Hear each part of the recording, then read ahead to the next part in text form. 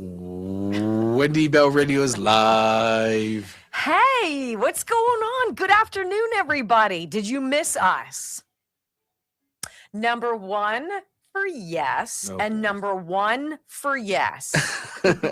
That's all you have to do is hit number one for yes. So I wanted to, first of all, Brock, did you have a nice weekend? Did you have a good day off? I did. Did you? Did you relax a little bit? I did. I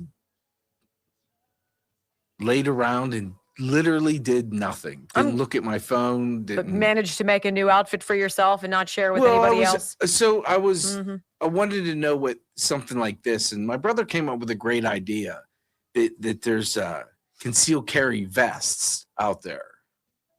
So I said, well, what would it look like on something that's a soft shell because it's not stitched? And so I wanted to make have Jolene make something that is not in your face. Yeah. But yeah. No, I think it turned out very nice. Yeah, I think it's very handsome. I'm a huge vest person. Yeah.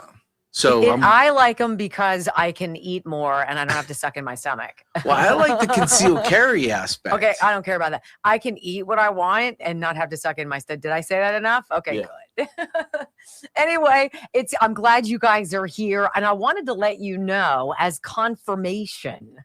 I've had 3 different companies reach out to us in the last 72 hours, inquiring about possibly partnering with this program and having them sponsor, a couple of our reads. And it's because of you. And the number one thing they say was super impressed by your content, really impressed by the engagement of your fans. And it's how much you guys chat and you're back and forth and the silly little games we play about rumbling and follows and all of that. They see that, and you are extraordinarily unusual as an audience. So just know that there's always a method to us browbeating you for help, but you always deliver, and that's the payoff. Like, I don't know if any of those companies are going to have stuff that I'm excited about sharing with you. We'll see, but you provide the opportunity. And I love you for that. Thank you. Brock, let me know if you'd be interested in the concealed carry vest, because they're kind of pricey, and that would be my... You're talking to them. I'm talking to them. Right, yes. Correct. So they're kind of pricey. Like, I was like, ooh, not buying in bulk, buying individual. They're like $110. And I was just like, I like it, but how much do I like it? Now, what it costs for bulk and everything and have it done, I don't know. I don't even know if I care about the concealed carry part of it. I mean, it depends, because that's obviously going to be, they're going to zing you for like $20 or $30 per for that. Yeah, like if I didn't have to wear how it fits, if I didn't have to wear it on my hip, we'll see. I got to price it out first, because they a lot of it can get expensive, and Anyway, I was in Orlando. I visited my dad. He was there at a conference. He's 84 and he's still he does free financial planning work for charities, for an MS society that he founded. So he has all of these financial people, smart people, who for free help people with multiple sclerosis figure out the cluster ball of insurance and benefits and coverage and la la la la la. And they had a thing, and he went to the thing, and I was like, oh, can we come and piggyback off of your thing and just come down? Michael drove over from Tampa, and we just got this really great hotel room and hung out with my dad for 48 hours. And Michael, as he's ticking down to 26 years old. Yeah, it's what, this week? Saturday. Yeah. Saturday. So I think Friday. 25th. 26th. 26th, like I said. Saturday? Was that Saturday? I don't know. Bad mommy. Thursday. No. Yeah. It's Thursday, dippity do, right? Holy I just moly. got a text. Yes, you did. Oh. Wow. Dr. Dubiak. All right, I'm going to give it to you. This just in. Dr. Dubiak is extending for the next week the $99 blood work. I don't even know how he can afford to do that, but okay. And so not my dime. 65 biomarkers, like a dozen different hormones, the entire story of your life and why you can't lose weight. At your fingertips, literally a blood draw, and they take it from you. 412-227-9255. Body by aim360.com. It's the program that Brock lost 70 pounds on, and it starts with his blood test. $99 is ridiculous. I was surprised he went through the entirety of last week. Yeah, he was not sure about last week, and then we kind of said it, and then we kind of put him to it. So, but you're going to do it again? This is it. This is the deal. Body by aim360.com. 412-227-9255. Wow.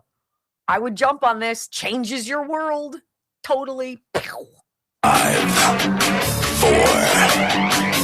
3, 2, 1. Welcome to your daily dose of facts to fight off the liberal gaslighting.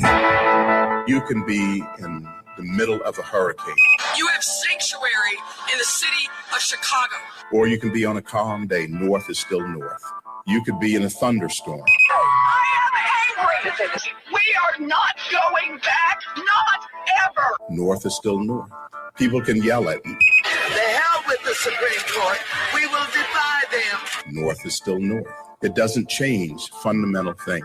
And in this business, right is still right, even if you stand by yourself. We don't get fooled again. No. Live across the fruited plain and from sea to shining sea, we're converting the Marxist left 1 hour at a time on the Wendy Bell radio program.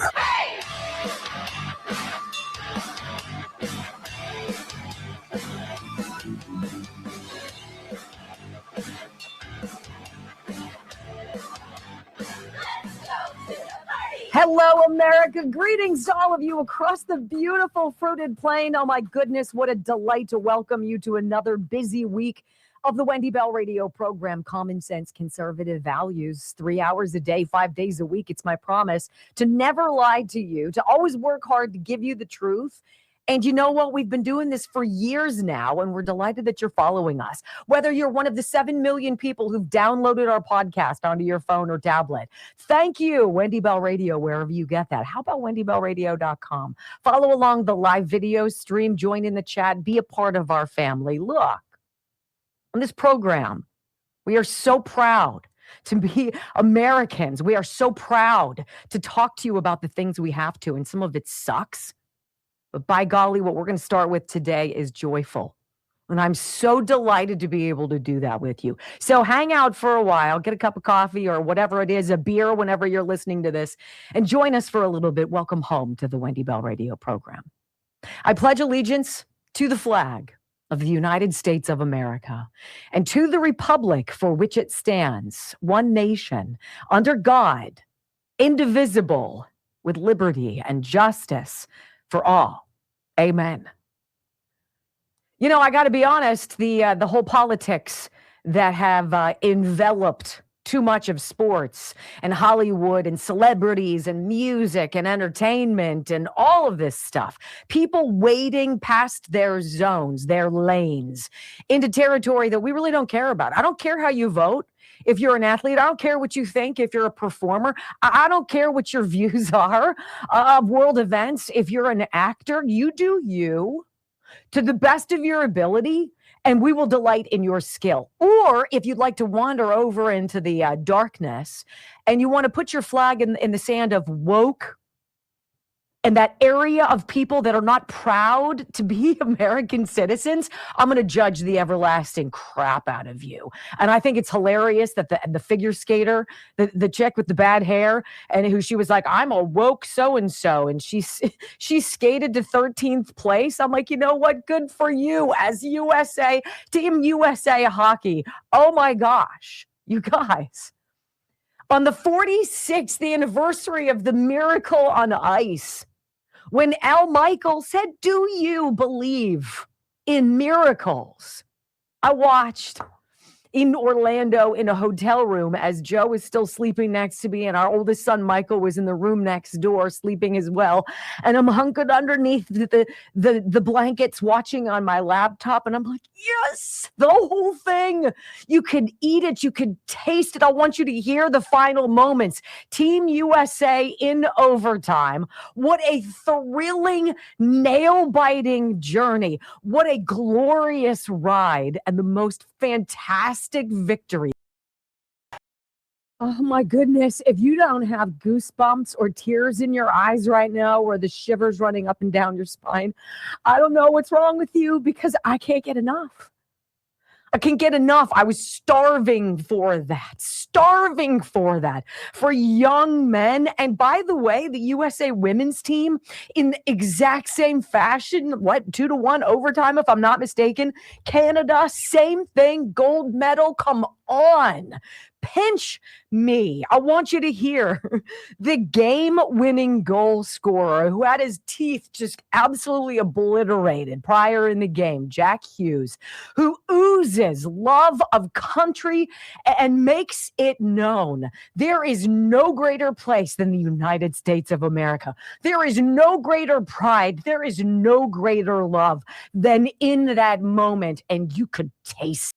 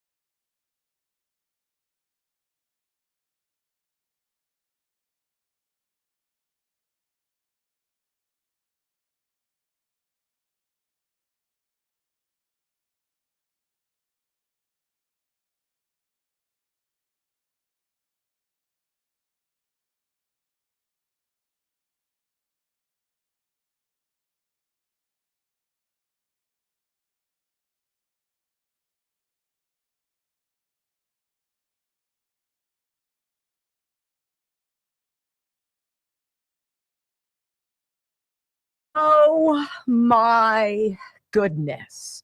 Down to my toes, I feel that.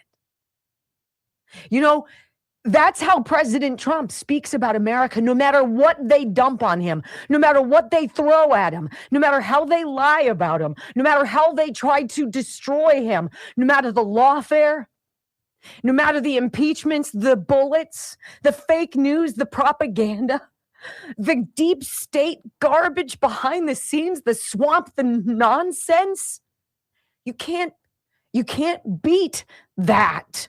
You can't beat that. I want you to know that. That is America. Right there. That's America.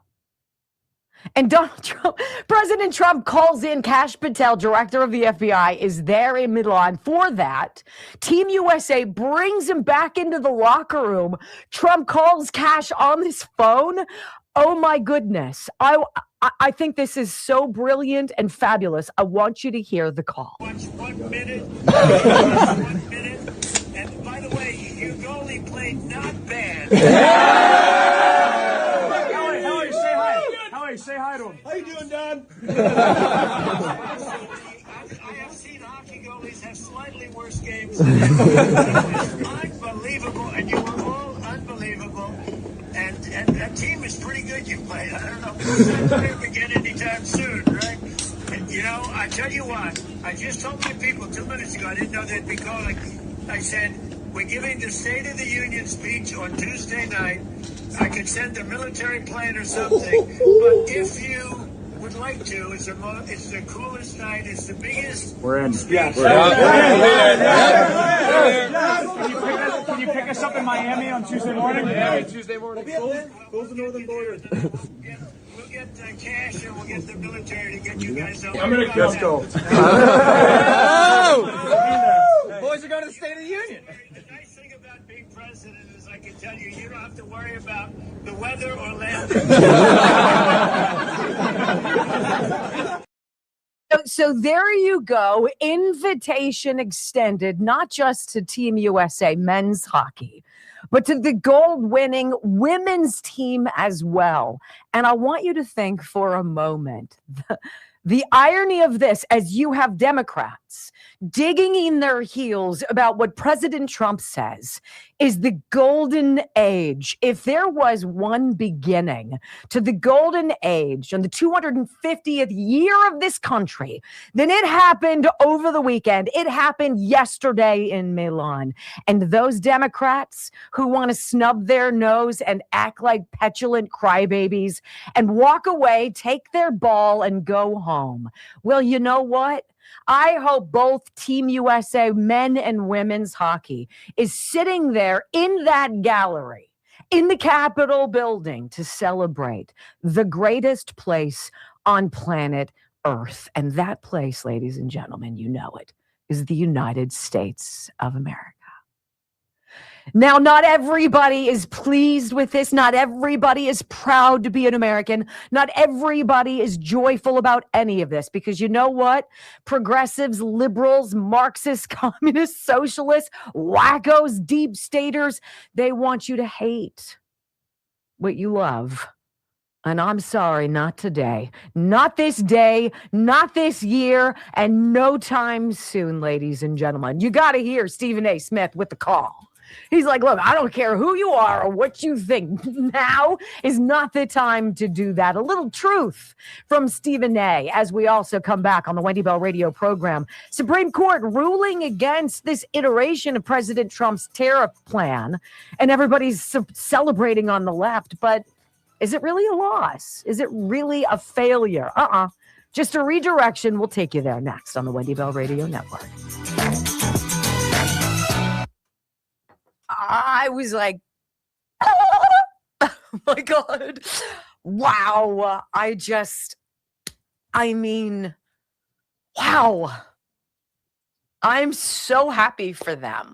I mean, everybody who competed on behalf of our country, whether or not they became gold medalists or not, my heavens, you guys are the creme de la creme of the athletes of our country. Don't use it as a soapbox to be a malignant ne'er-do-well America hater. Nobody wants that. It's not the place, it's not the time, and you don't obviously have the class to know that. So step aside and let the people who actually love this country enjoy this moment. We're tired of it. Move along. Move along. Go somewhere else. Not your time. Okay? There you go. Anyway, how are you guys? I'm giddy over that. I enjoyed that so much. I hope you guys did too. So I got an email over the weekend. Healthy Cell, many months ago, I ordered the joint health and mobility formula from Healthy Cell. This is from our friend Suzanne. She says, I felt like I got some relief, but maybe not as much as I had hoped. I was getting tired of hurting, so I started to research what I should be doing to keep my 63-year-old joints healthy. I discovered that all the supplements they recommended I'd be taking were actually in the joint formula, every single one of them. So I got serious about never missing a day of squeezing that gel pack into my mouth. And a few weeks after, I realized how much better I felt. So much better. I realized by not being consistent with my dosage, I wasn't reaping the full benefits of the nutrients. I now have it on auto ship, so I don't have to worry about running out. I've added the heart and vascular health to my subscription as well. I may not physically feel different taking the heart formulation, but if it works anything like the joint formula, I know my heart and veins are being treated every day to things that help them work better. I hope Healthy Cell never stops making these products. I will never stop taking this supplement. If anyone is on the fence parts about these formulations, I would tell them to order what they need and make sure they take it every day. You've introduced me to so many products over the years. I swear to this day, and too many to mention. Your faithful listener since the kitchen days, Suzanne. Healthycell.com/Wendy. I'm telling you. Got another email from somebody over the weekend. They're like, wait, what's that one that does, is there something that helps them with like brain fog? And I'm like, yeah, I take it every day. It's called Focus and Recall. So yes. She has an alarm to take it every day. It goes bing, bing, bing. And I'm like, oh, thank God. Because I didn't recall or focus on needing to take it. So then I take it and I do it every day at the same time. It's like when I take my Blood Flow 7. So healthycell.com/Wendy. Check it out. I'm telling you. If you're consistent, their formulations are, I took a REM sleep last night. Off the charts.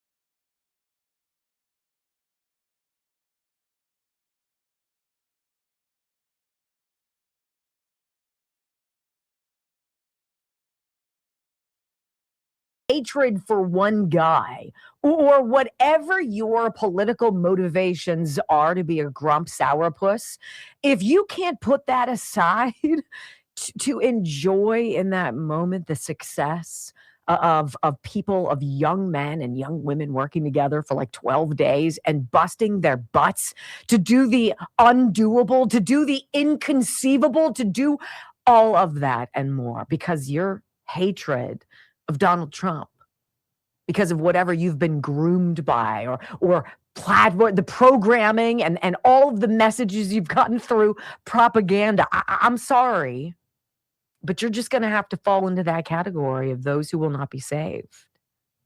Because what we experienced over the weekend has nothing to do with how you vote. It has everything to do with where you live and the flag you fly. And if you don't, why not? I want you to hear Stephen A. Smith. You know, these Democrats, I think we're up to 20, who say they're boycotting tomorrow's State of the Union, holding some ancillary whatever somewhere else. Like it's the other Super Bowl halftime show, right? Well, we're not going to go. We're not going to go and celebrate the achievements of America for the American people. We're not going to sit and listen to this president lay out his plans for the next 3 years to tell us where he's been. We're going to bitch. We're going to boycott. We're going to be malignant children. I'm not going to give them the time of day. But I will play for you Stephen A. Smith, who's like, someone's got to grow up along the way here on the left. Who's it going to be? The president of the United States is going to give his State of the Union address, and the Democrats got other plans. So some are talking about walking out in the middle of his speech. Others are talking about boycotting it altogether and essentially finding something else to do. I'm here to tell you that neither is acceptable.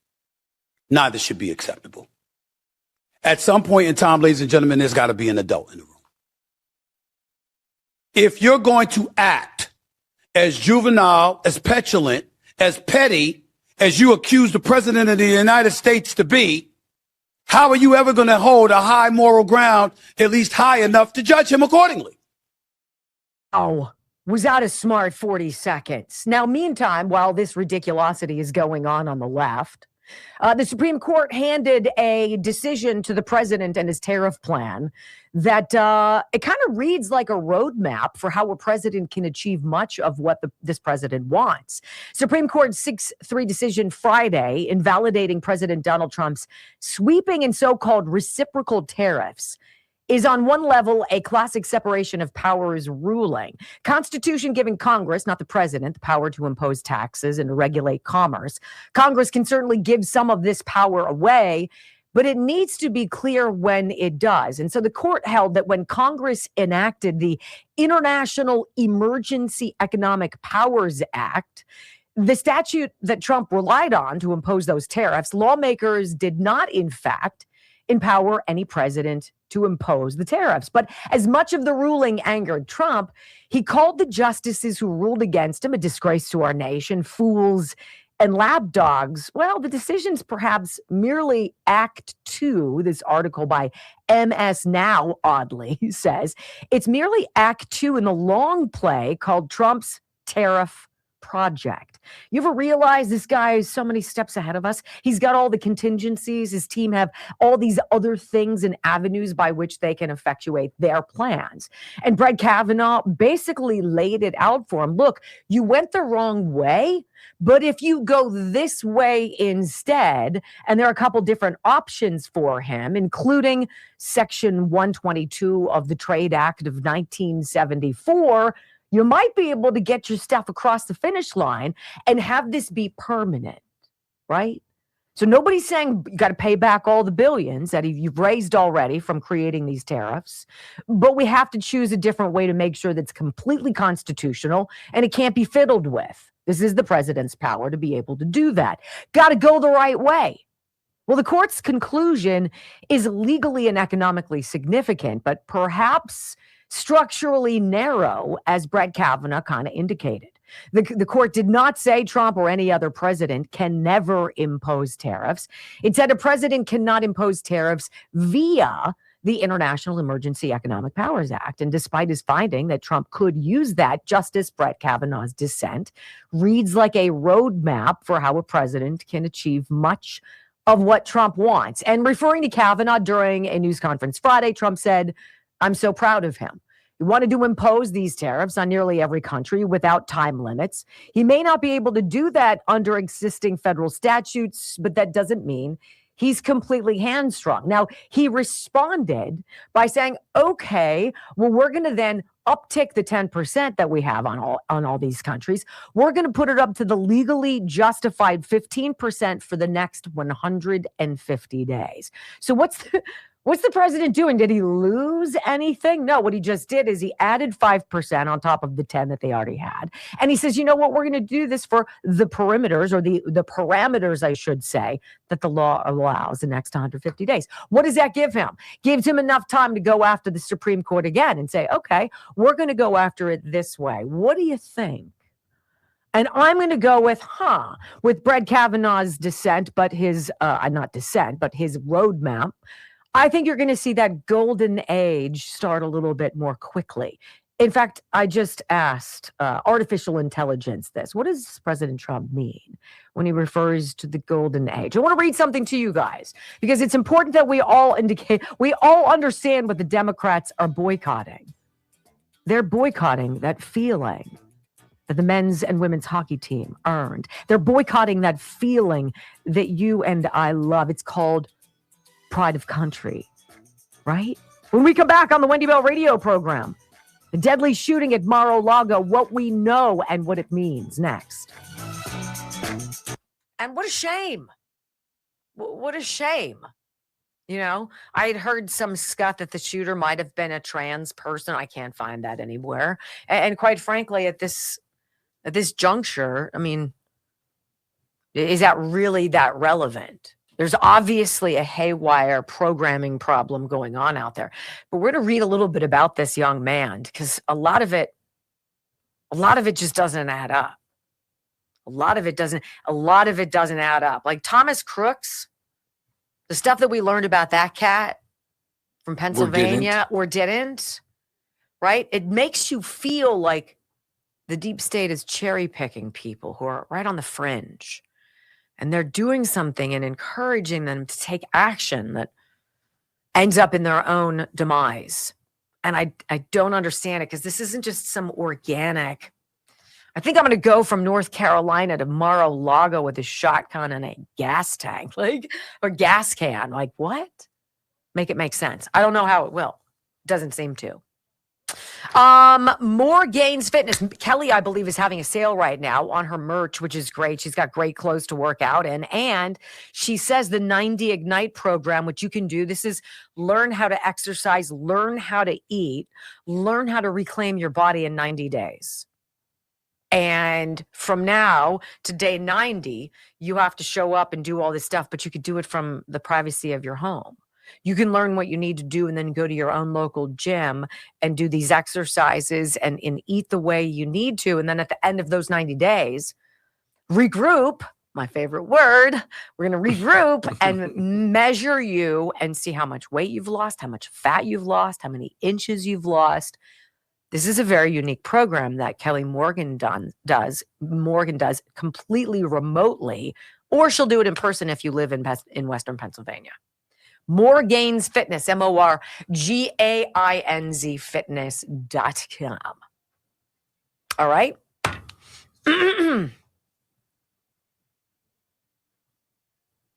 You know, and this lack of like pride in America from Democrats is really very disturbing, and it's indefensible. I have a very hard time understanding it. Well, the woman who finished 13th took money from China. And it's just like, stop with your hatred. At least come out and be honest and say, I took the money. They paid me. I took the money.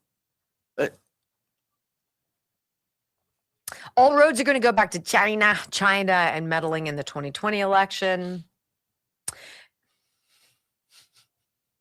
Meanwhile, it's complete chaos in Mexico. Like, I'm scared to death of the poor people who are there. But God bless Trump for calling them terrorists and designating them terrorists, because things have changed. Cartels, you want to fiddle? You're going to FAFO. But you might want to get Maduro on the line and see how it works. Then you've got Claudia Sheinbaum, who many people submit is owned by the cartels.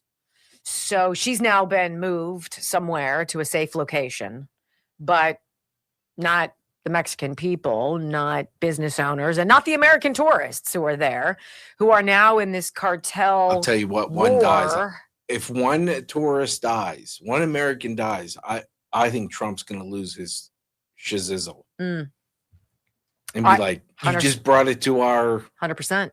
And then I saw something that, you know, liberals want us to open the border to let these people fleeing in. No, you had your chance. Yeah. Borders closed. Right. Yeah. And so now, they're like, oh, it's civil war, or it's a war. We need to get, no, see.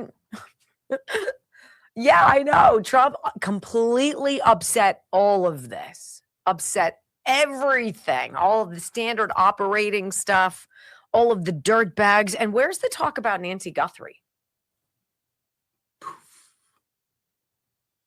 I think we realized it's not important. Maybe it is to her family, but you know, we got 4 weeks out of that. They got 4 weeks out of that. 4 weeks of Fox News alerts. Even ridiculous Fox News alerts to tell you that there's nothing to tell you on the Fox News alert, right? Back to you, Sheila. Thanks, Bill. Tom. I mean, like, we all know it. It's such a parody. It's such a ridiculous. We're going to go to a guy in New York about Arizona, and he's going to tell us what he thinks, even though he doesn't know anything about the case, because he once was in court. If we're gonna pull in criminal defense attorneys as experts, Houston, you have no story. Yeah, it's okay to be like, we've got and then nothing recycle new. It every show. We've got nothing new. So let's not talk about it. How about that? Yeah, I don't understand. I don't understand what's going on. But, you know, this golden age thing, I'm going to have to find a way to squeeze it in, because I literally went to Perplexity and I wrote in, I'm like, what does President Trump mean about a golden age?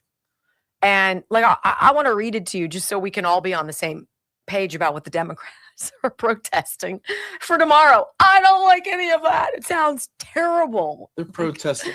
They protest protests. Yes. Yes. We do nothing. There is no logic. So we're going to protest. What did Gavin Newsom pay? Screw Trump. $100 million of taxpayer-funded money to fund the malignant protests in California. What are you going to do for us? Screw Trump. Right. Well, welcome back to the Wendy Bell radio program. So, as we consider, and I'm not going to give any kind of publicity to the individuals, the Democrats who believe that they're just not going to show up, that their hatred of Donald Trump, and whatever reason is for that, you know, deep state, apple cart has been completely upside down, right? Trump has completely upended it. Everything is falling apart in places that needs to fall apart, i.e. Mexico cartels, fires, murders, killing each other, the president there, like hiding right to safety. We're going to talk about that coming up in just a minute. But I just wanted to read this to you. It's quick. I wrote into one of my AI search engines. What does President Trump mean when he talks about this golden age, right? Everything in the Oval Office is gilded.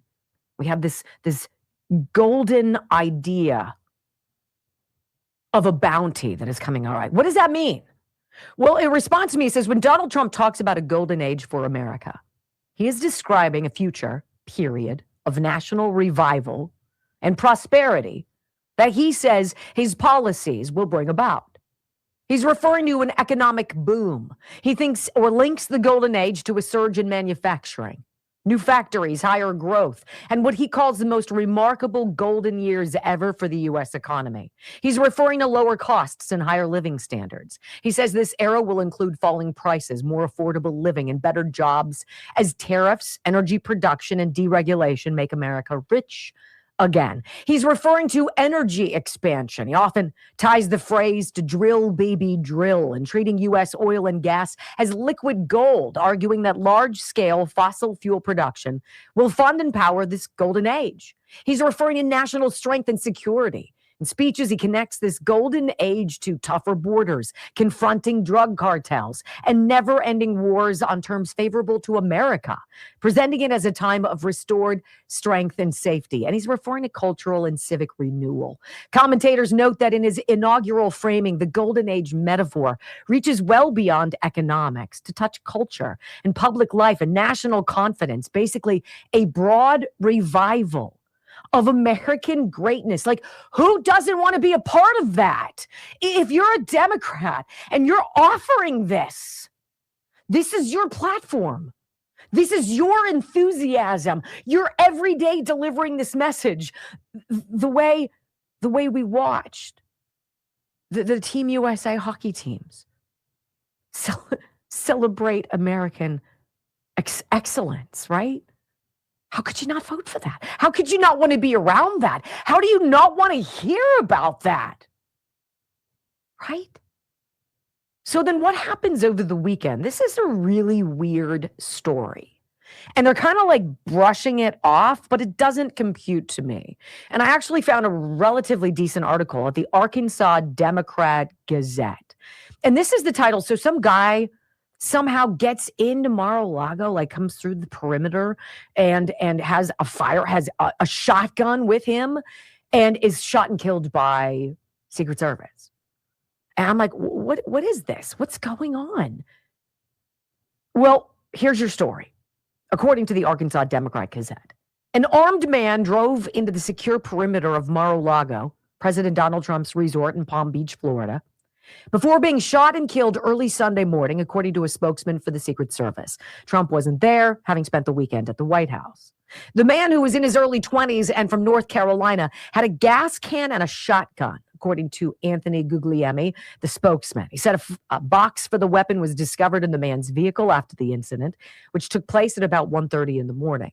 Investigators identified the man killed as 21-year-old Austin Tucker Martin. This is according to the FBI. As you know, Trump has faced, obviously, threats before. The man entered the north gate of the property, Mar-a-Lago, as another vehicle was exiting and was confronted by two Secret Service agents and a Palm Beach County Sheriff's deputy. This is according to Palm Beach County Sheriff Rick Bradshaw. He was ordered to drop those two pieces of equipment that he had with him, at which time he put down the gas can, raised the shotgun to a shooting position, at which point the two agents and the deputy fired their weapons to neutralize the threat. Well, Trump had hosted state governors at the White House Saturday night. The president has not commented on the shooting and has no public appearances scheduled yesterday. He posted a few messages on social media Sunday congratulating the men's hockey team, blah, blah, blah. The Moore County Sheriff's Office, this is where things get weird. Tell me where this adds up to you, where this computes. The Moore County Sheriff's Office in North Carolina, where this guy's from, said a relative of Martin's reported him missing early Sunday morning. It's kind of weird. A 21-year-old, an adult, reported missing Sunday morning. How long was he gone? Investigators believe he picked up the shotgun on his way south. A woman identifying herself as Martin's mother, Melissa Martin, posted on Facebook that her son was missing and that he had last been heard from Saturday at 7:51 p.m. She did not respond to requests for comment. So later that night, into the early morning hours of Saturday or Sunday, this guy kind of breaches a perimeter and gets shot and killed. Really? She said, "This is not like him at all," she wrote, adding that local police were involved and had reached out to the FBI. Now, investigators are working to compile a psychological profile. A motive is still under investigation. Asked whether the man was known to law enforcement, authorities said not right now.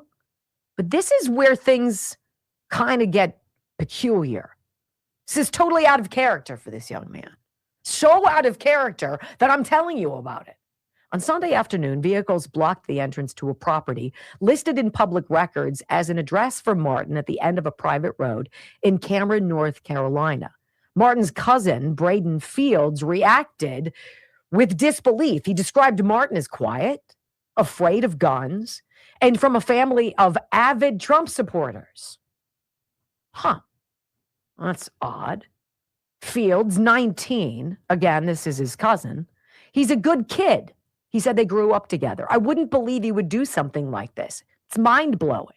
He said Martin worked at a local golf course and would send money from each paycheck to charity. He wouldn't even hurt an ant. He doesn't even know how to use a gun, Fields said. He says his cousin doesn't discuss politics. We're big Trump supporters, all of us, everybody, Fields said, but his cousin was real quiet, never really talked about anything. Graduated in 2023 from Union Pines High School, blah, blah, blah. His sister. It goes on and on about the family. But it doesn't say, he was despondent. He was withdrawn. He seemed peculiar. He started withdrawing from us. He all of a sudden was spending time online. He had an affinity for firearms. His cousin's like, this is so weird. Like, we are Trump supporters, but my cousin didn't ever talk about it. He worked at a golf course and he gave money from his paycheck to charity. Tell me what's not adding up here, right? I'm thinking about this Thomas Crooks guy, 20 years old, right? 20? From Pennsylvania, not far from where we're broadcasting right now. The guy who took the shots at Trump, who was shot and killed, and then his body was whisked away and all the evidence was hosed off. And when asked about it, the Secret Service, Kim Cheadle, or whatever that woman's name was before she got replaced, she was like, well, the roof was really sloped, so we didn't put an agent over there. And you're like, what? And yet some kid is able to ride his bicycle over, climb up something, get in position with a rifle after flying a drone over the Butler Farm Show complex? What is going on? Stop it. None of this adds up. It's as odd to me as the now dropping of the Nancy Guthrie story. Whatever happened to that? Where'd she go? What happened? Where is the fever for that? I mean, it was 3.5 weeks, you guys. It was wall to wall. Fox News alert. We've got nothing. Here's another Fox News alert. We still have nothing. What was that? Are these stories cherry picked and put in our way for a reason? I don't know. But while that's going on, right? What the hell is going on in Mexico? Americans trapped as cartel unleashes hell near the U.S. border over the drug kingpin's killing. Okay? Let's read a little bit about this. And it's not just Californians and people from America, across America, who are trapped in Mexico as cartel violence engulfed a popular tourist city and spilled toward the U.S. border. Americans in Puerto Vallarta were urged to stay indoors. I saw some of the video, right? As narco gangs went on a bloody rampage after Jalisco New Generation cartel leader Nemesio El Mencho Esguerra Cervantes was killed in a military raid Sunday. This wasn't an American op, right? But carnage spread up the west coast of the country through Sunday, with reports of attacks getting closer to the states in Baja California, while gunfire erupted at Guadalajara International Airport. And we've got people who are like, we can't get home. We just want to get out of Mexico. Not to mention how everybody else is feeling. And I'm looking at some of the pictures. They're setting cars on fire. They're setting buildings on fire, buses on fire. And it's this thick, choking black smoke. As tourists are like, I don't even know where to go. No way to defend themselves, right? You've got that language barrier. This has got to be absolutely terrifying. And so all this going on I don't know, ladies and gentlemen. I don't know what to make of this. We got one guy named Daniel Smith from Palm Springs, shared terrifying footage of the chaos as he's running down a staircase as alarms are blaring and a Mexican woman is ordering him outside. And he says in this video clip, we're evacuating this building. Propane tanks have been exploding. Hopefully the building doesn't catch on fire. Like, terrifying. So we know that the Trump administration is on top of it in some capacity. We know that people are stuck in Puerto Vallarta and many other locations there in Mexico. The U.S. State Department Sunday urged Americans to shelter in place in the city, and reports from across the west of the country said more violence was flaring up in other Mexican states.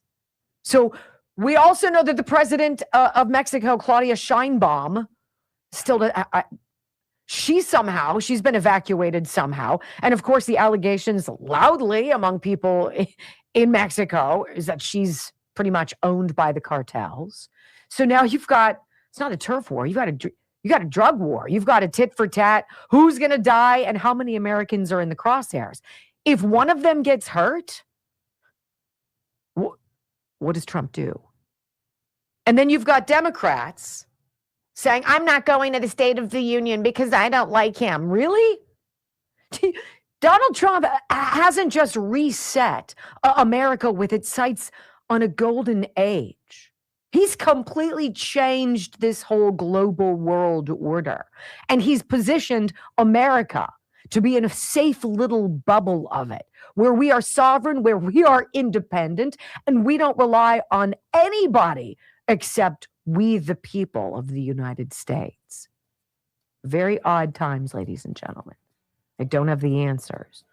What made this kid, who allegedly wouldn't hurt an ant, to go from North Carolina to Mar-a-Lago with a freaking shotgun he picks up along the way and then raise it into a shooting position? I don't know, ladies and gentlemen. Something's going on. When we come back on the Wendy Bell radio program. You know, President Trump always seems to be 8 steps ahead of us. Scott Jennings weighing in the high court's decision about the tariffs, and an anonymous video. Our friends from Deep Fake Quotes telling us, you know what? Don't think this is bad news for this administration. Next on the Wendy Bell Radio Network. Like, what do you guys make of that? I don't know. That 21-year-old shooter guy, it's not like we've heard anything about some weird, dark social media posts of his. Doesn't belong to some weird group. He's not in some network that they've told us about. But they did a pretty good job of whitewashing Thomas Crook's past from us, right? And then we found out he had cell phone pings in Pennsylvania, also in Washington, D.C., not far from the FBI. So weird. And then back here in Pennsylvania and in Harrisburg. It's bizarre. Like, what's going on? I don't know. Recruiting unstable young people to become dangerous robots? I don't know. Brock, what do you think? Former UK ambassador to the U.S., Peter Mandelson, arrested after Epstein file release exposed his relationship with Jeffrey Epstein. The arrest is on suspicious misconduct while in public office. Keir Starmer's got to go. Okay. Come on. You know what, Pam Blondie? I'm not a big They've now Epstein done more.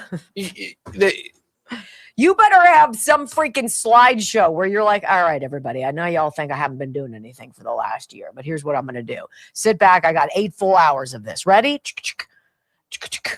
And walk us through it. But I don't know.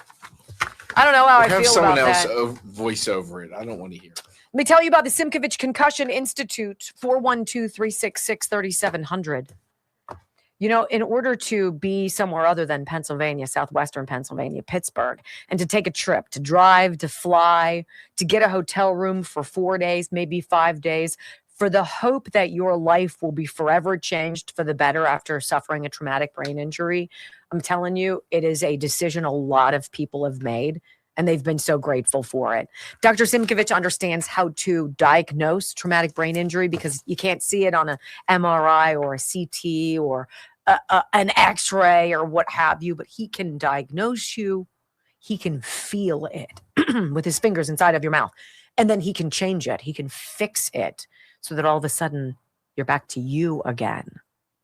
That's what he does, and he's done it thousands upon thousands of times. Simkovich Concussion Institute. Ask about their intense protocol, this treatment where they get you in and they get you fixed quickly. Days it takes, not weeks or months, days. And then you get your life back. 412-366-3700. SimkovichConcussionInstitute.com. All right, I've not been humping it for the Rumbles. But boy, oh boy, would that be hunky-dory to get to 2,000 at the top of this hour if you can. We've got 8 minutes to get 150 people to hit that Rumble button. That's the thumbs up bubble underneath the video box. It helps us a ton. I think we just hit 23 million views. Lifetime views of this show. 25 million just on Rumble. It's crazy.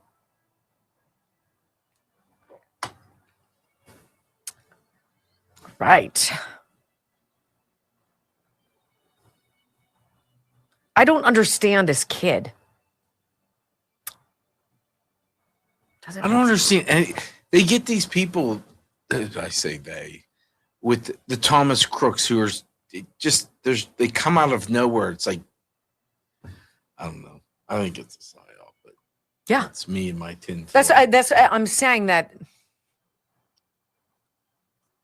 It just, none of it makes sense. None of it, it's racist because 2 + 2 doesn't equal 5. Bigot. Math is racist.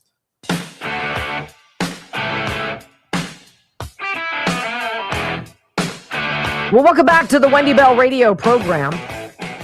You know, it's always when I take a day off, which is not all that common, that the whole world goes upside down.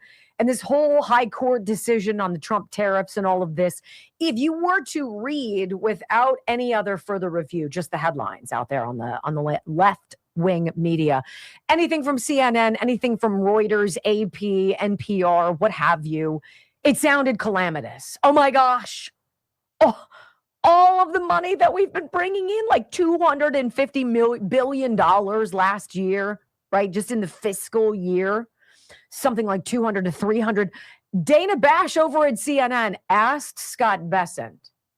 She's like, so when are you guys going to start paying the money back to all of these other countries? And it's like, you're so anti-America, it's not even funny. Like, you don't even try to hide it. Like, you root against America. You're the antithesis of Team USA hockey. You are everything that I dislike about the deep state. Disingenuous, with no patriotism, no love of country, and no appreciation for the people who did so much, who gave their lives so that you could be malinformed. Well, Scott Jennings sets a panel straight over on CNN. He's like, look, the high court's ruling obliterates one very important, wrong deep state narrative. And this is what it is. It's brilliant. And I'll tell you one more thing.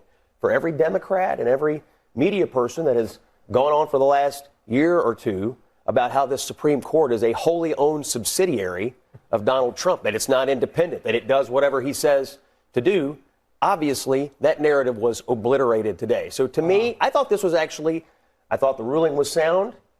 I think the president is sound to try other statutes. And I think the narratives about the court not being independent and the president not obeying the court were totally blown up today. And 100% what you hear from this administration and this president is, we will follow the rules of the law. And when the law says no, we're going to find a workaround. And that's exactly what Anonymous says. Trump didn't lose the tariff battle. He just had to pivot. The Supreme Court's ruling on tariffs is deeply disappointing, and I'm ashamed of certain members of the court, absolutely ashamed, for not having the courage to do what's right for our country. Foreign countries that have been ripping us off for years are ecstatic. They're so happy. And they're dancing in the streets, but they won't be dancing for long. That I can assure you. The Supreme Court ruled 6-3 today that emergency power tariffs under IEEPA went too far. Many pundits and Democrats are celebrating this. That much is fact. But within hours, the presidency responded. Different statute, same leverage. Section 122 of the Trade Act of 1974, temporary global tariffs, up 15%, roughly 150 days. No immediate congressional approval required. That's not retreat, that's reroute. Meanwhile, Section 232 tariffs, national security. Section 301 investigations, unfair trade practices. Those authorities remain fully in play. Translation, the legal battlefield changed. The policy objective did not. Markets reacted fast. Uncertainty first, recalibration second. Trade partners are watching closely. Businesses are recalculating supply chains. This isn't a simple win or loss, it's institutional tension. Executive power versus judicial limits. Global trade leverage versus domestic legal guardrails. Politics versus economics versus constitutional boundaries. And here's the bigger takeaway. Tariffs weren't erased. They were repositioned. Watch what happens next. Not emotionally, strategically. My friends, we are all anonymous, and the mission remains. Question everything. Question everything. 100%. It's almost like this president always knows what's coming. And he's got a plan B in his pocket all the way to plan L. Now, it's so curious because the last 9 years, the deep state has tried to make us believe that President Trump is an egoist. He only cares about himself. He only cares about white people. He only cares about billionaires. He's a racist. He's a bigot. He hates diversity. He's all that is wrong for America. And when they couldn't convince enough Americans that that was the case, they had to start concocting things. From Russia to the Zelensky phone call to overvaluing his business to trying to overturn an election. But what if it was exactly the opposite the entire time? That it was the deep state, of course, doing all those things to this one man. Well, that's the case. And some new emails show just how deeply the Biden White House was working with the DOJ to approve and plan the raid at Mar-a-Lago. Next on the Wendy Bell Radio Network. Try to squeeze that in. I went a little long. Sorry. Okay. Texas Bullion Exchange. WendyLovesGold.com. WendyLovesGold.com. So I know a lot of you out there, if you're sitting on cash in a savings account in the bank, you see that it doesn't change, right? You get like $8 a year interest for that. Like you're not making any money just sitting on it. You're allowing other people to use it and you're not getting the benefits, right? What if you could use some of that money to make it work for you? And maybe if it doesn't work for you, because maybe you're a little older and you're worried about how much money, gold or silver, can increase in value throughout the remaining years you have left, do know that this is wonderful stuff for children and grandchildren, and that my friends at WendyLovesGold.com can help you coordinate this. They can help you buy precious metals. And it's not just silver and gold. It's platinum, it's palladium, it is rare coins, it is limited mintage, limited edition, beautiful artistic pieces. And you can choose coins from period of time. So like, for instance, coins that were minted when grandchildren or children were born, to regions of the country or the world where they come from. This is all top shelf. I've bought from them twice. It is easy.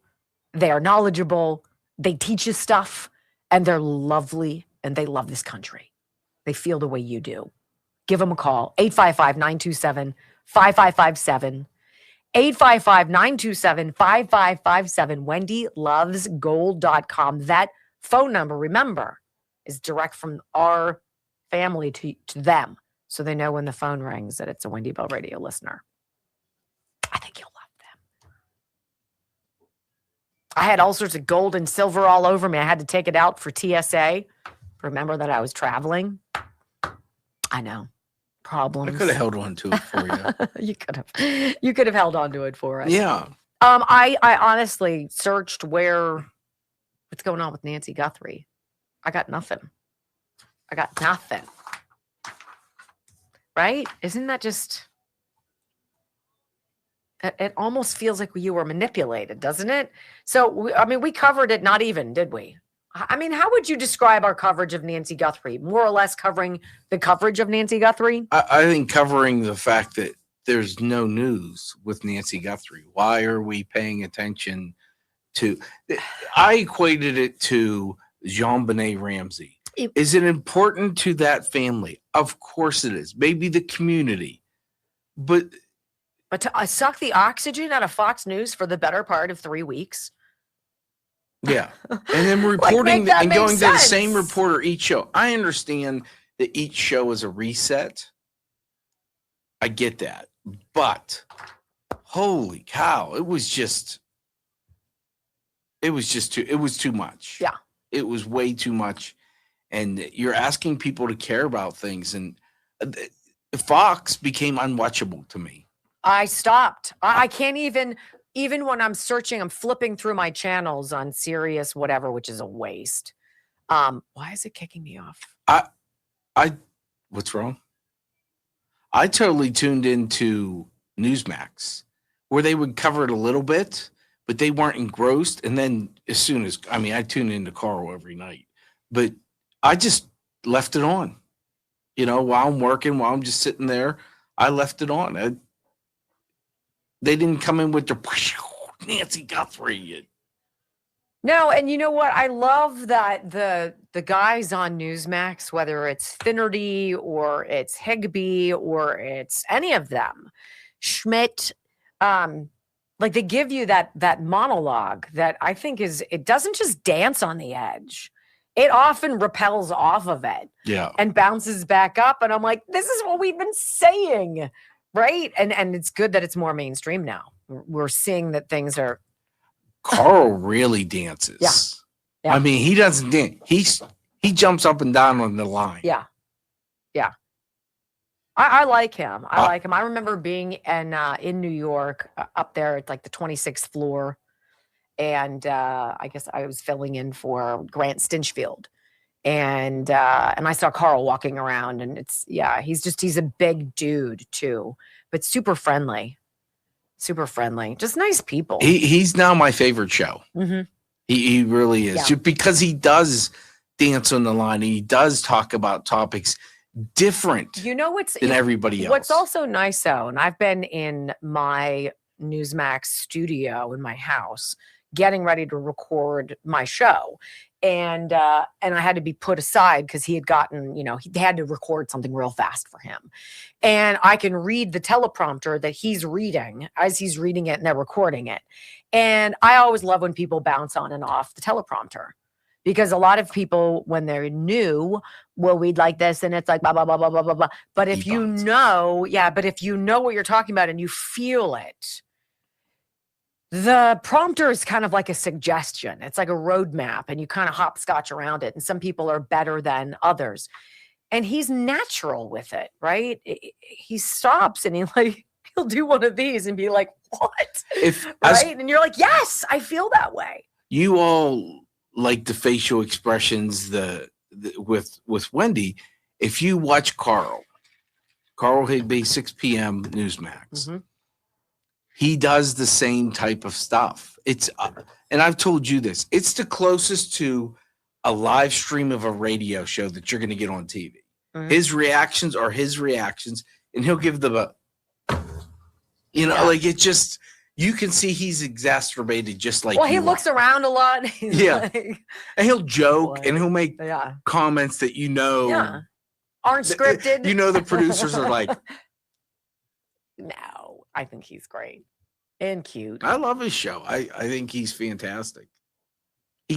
He talks to you. I agree. He doesn't report to you. He talks to you. Yeah. That's huge. I thought it was hilarious that Dana Bash's first comments to Treasury Secretary Bessent was, when are you guys going to start repaying the billions?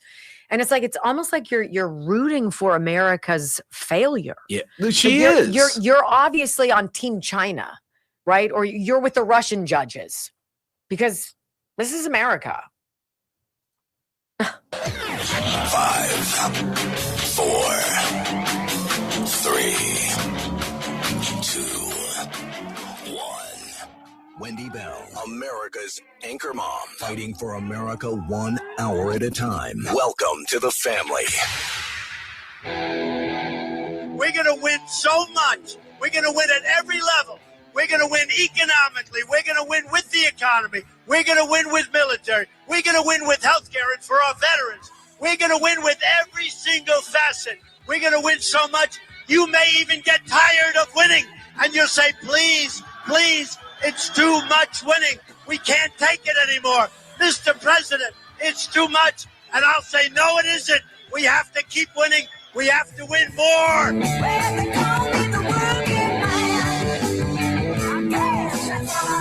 We're going to win more.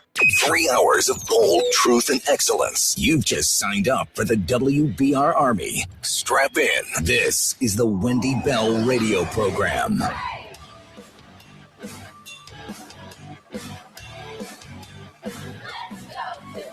You know, I think that's the question. What side are you on? What team are you on? Are you with the Chinese and the Russian judges, or are you Team USA? Are you 100% through and through, from head to toe, Team USA? Because I am. And I realize that sometimes getting to the final stage, to get up there and go for gold is ugly. And it gets messy and it's sloppy. And there are bumps along the way. But I mean, like, oh my gosh, there is no other place on planet Earth as glorious as America. Welcome back to the Wendy Bell radio program. You know, I'm looking at this, all of the stories that you get and the interpretation from the left. It's just disingenuous. It's baked in a childish, petulant weakness. It's this insecure, we're going to band together and we're going to fight. We're going to resist. Why would you resist a golden age? Why would you resist the possibility that the bumpy road that you and I have been on for the last 4 or 5 years was necessary so that we could go to the next level that might just be beyond your wildest imagination? It's like trying an experimental procedure when you feel like you have nothing left. Why would people be against that? Because this president knows. He knows. He's got the treasure map. He's got Harry Potter's invisibility cloak. He's got the decoder ring, drink your Ovaltine from Ralphie, from A Christmas Story. He's got all the tools. He's got Scooby and Shaggy, and he's got a lifetime supply of Scooby snacks. And he knows all of it. At least that's how it feels to me. It feels like that. Like, I'm so on that side. My eggs are in that basket. A lot more than they are for, we're going to tax the everlasting liver out of you. We're going to punish you. We're going to browbeat you. We're going to tell you that you're not worthy. We're going to make you feel guilty about things that happened well before you were even a figment in your mom's mind.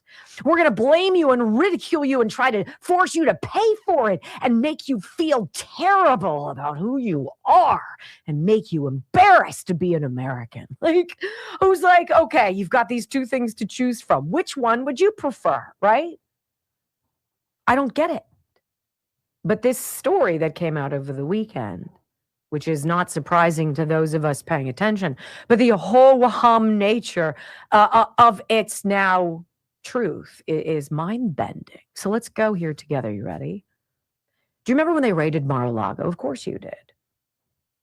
Of course you did. Because it was wall-to-wall coverage, right? We were stunned. You're raiding the home of a former president of the United States who's obviously going to be the presumptive nominee in the next election, and you're sending the FBI into his personal residence with guns loaded and a shoot to kill. Okay, like, in what world did that make sense? It didn't make sense. And then when the Biden administration was asked about it, they're like, oh, we knew nothing. Yeah, I have no idea. We knew nothing about that. Was that when Jen Psaki was still involved? And she's like, yeah, about that. Yeah, we weren't. No idea. Really? Fox News on Friday obtained internal FBI emails proving that the Biden White House coordinated with the Justice Department to raid Mar-a-Lago. All right, let's just say that again. Emails, internal FBI emails. They don't suggest, they prove that the Biden White House, which was also pouring through Donald Trump and Mike Pence's phones, right? They were coordinating with the Justice Department to raid the president's private house. Biden's FBI raided Mar-a-Lago in 2002, August, and seized boxes of records from Trump's Florida estate. More than 36 machine gun-toting agents descended on Mar-a-Lago in August, and by November, Biden's DOJ appointed a special counsel to investigate the documents stored at the Florida residence. The raid came after the National Archives visited Mar-a-Lago in early 2022 and demanded documents from Trump. Wasn't that the point where Trump was like, well, look, we left office and threw a bunch of stuff. We had a ton of stuff. We threw a bunch of stuff in boxes, and it's been kind of busy, but we've got all the boxes, and we'll go through the boxes, and if there's stuff that you think I have, we'll go over it for you. And the National Archives at the time was like, look, you've got to put it behind a padlock, right? At least keep the boxes here at Mar-a-Lago under lock and key. Okay, they did that. And then all of a sudden, that wasn't good enough. And then came out this optical illusion that Trump had taken something. Well, what were they looking for? They were looking for Crossfire Hurricane. They were looking for the binder that Trump was declassifying as he was leaving office and Joe Biden allegedly was coming into office. Even though we can talk until we're blue in the face about what really happened that November day in 2020, right? But they didn't find anything. They had to create the illusion of scandal. They had to print out these cover sheets and lay stuff on the ground to create this idea that classified top secret documents were all over the place at Mar-a-Lago. Anybody willy-nilly could have just walked into this powder room. Look at all of the boxes. Oh my gosh. And President Biden, who could barely put 5 words together for Robert Hur, right? Who was asked about his documents and he was like, "Bleh." And they couldn't let you know about that because it was so obvious he wasn't in his own faculties, right? The actual documents, classified stuff that was found all over Joe Biden's personal home and the Penn Biden Center and all over the other places, right? They had to create this story and Joe Biden was like, I'm very, just so disappointing. I mean, it's just outrageous.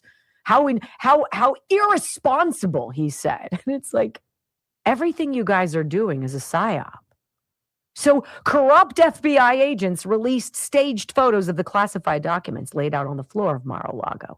Newly obtained FBI emails revealed Joe Biden was indeed coordinating with the DOJ in the months leading up to the Mar-a-Lago raid. If it wasn't Joe Biden, it was Barack Obama behind the curtain waving his magic wand as Joe Biden was probably getting juiced up in his chamber, right?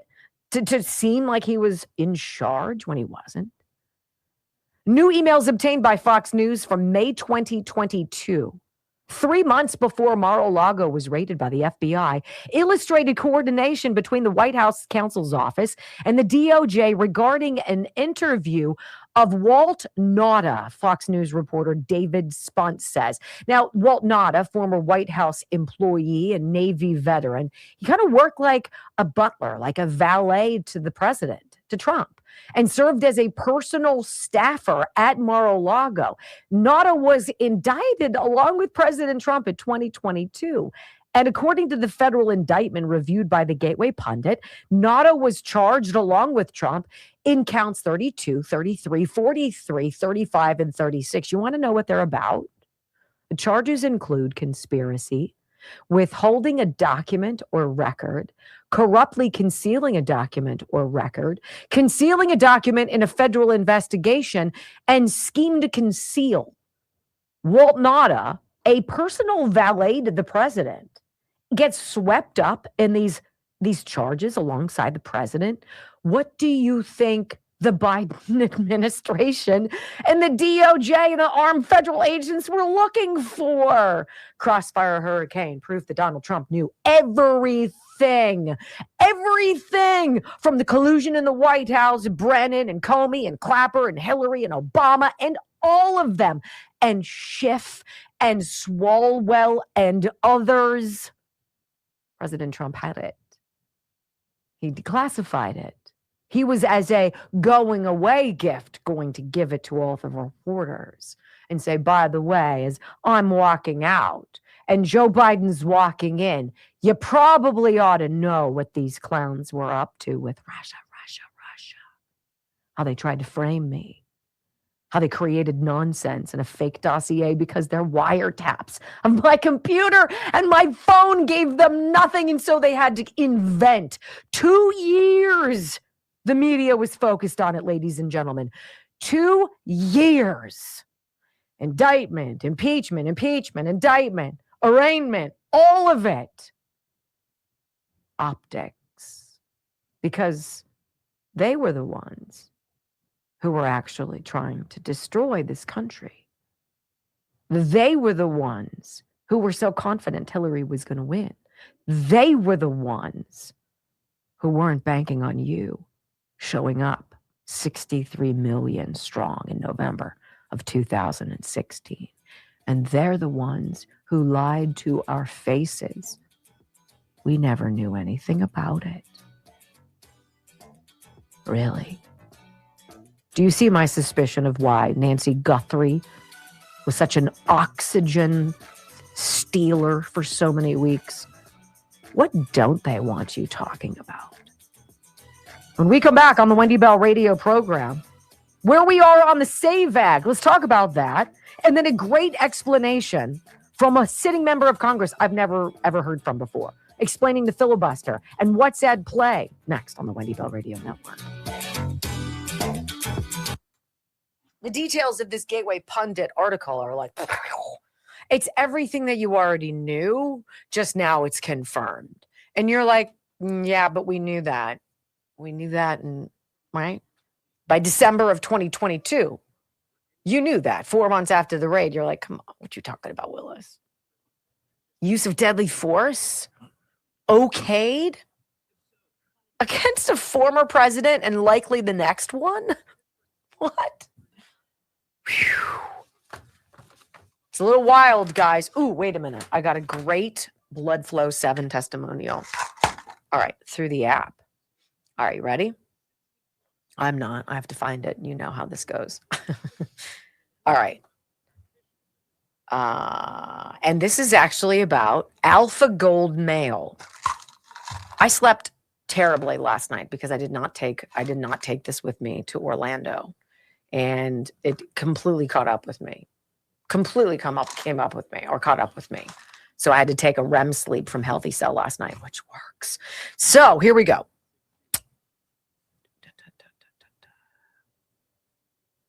Of course not. That's not the one. Matt. Okay.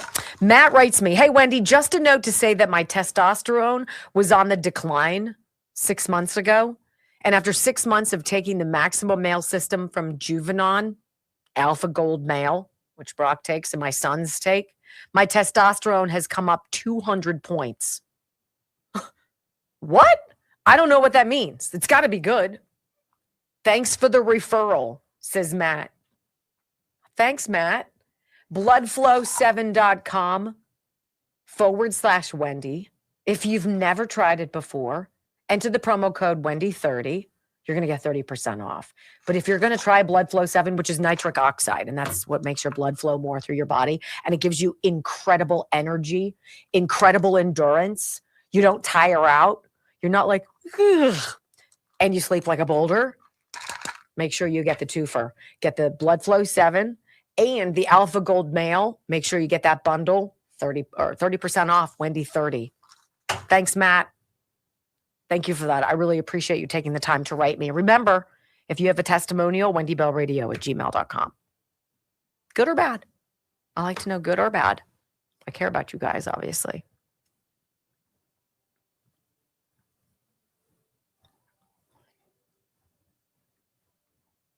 You know when you carry stress right here in the back of your head? Oh, that's where mine is right now. I don't know why. Oh, ouch. Hi, Hoodoo. Thank you for that. Smashing the thumbs up button. A reminder from Hoodoo379. Thank you. What's going on, Tinkerbell? Hi, Anti-Dem231. What's up, A Fusco? Hi, I like fish and Jade Tread State. What's up, Demots? It's good to see you guys. Hi, Demanda. Hi, Smiles, 1957. Blood flow makes you jumpy. I've never The thought U.S. that. Department of State just issued a statement that U.S. citizens may have been kidnapped in Mexico. Oh, boy. Well, what do you need when your enemy is winning? You need a diversion. You need war. You need... That's scary. Let me see. Where is that? I saw that tweet. Let me see if I can find more on it. Shelter in I don't want place. to go off one tweet. Stuck in Mexico beach town. Tourists across Mexico. Shelter in place.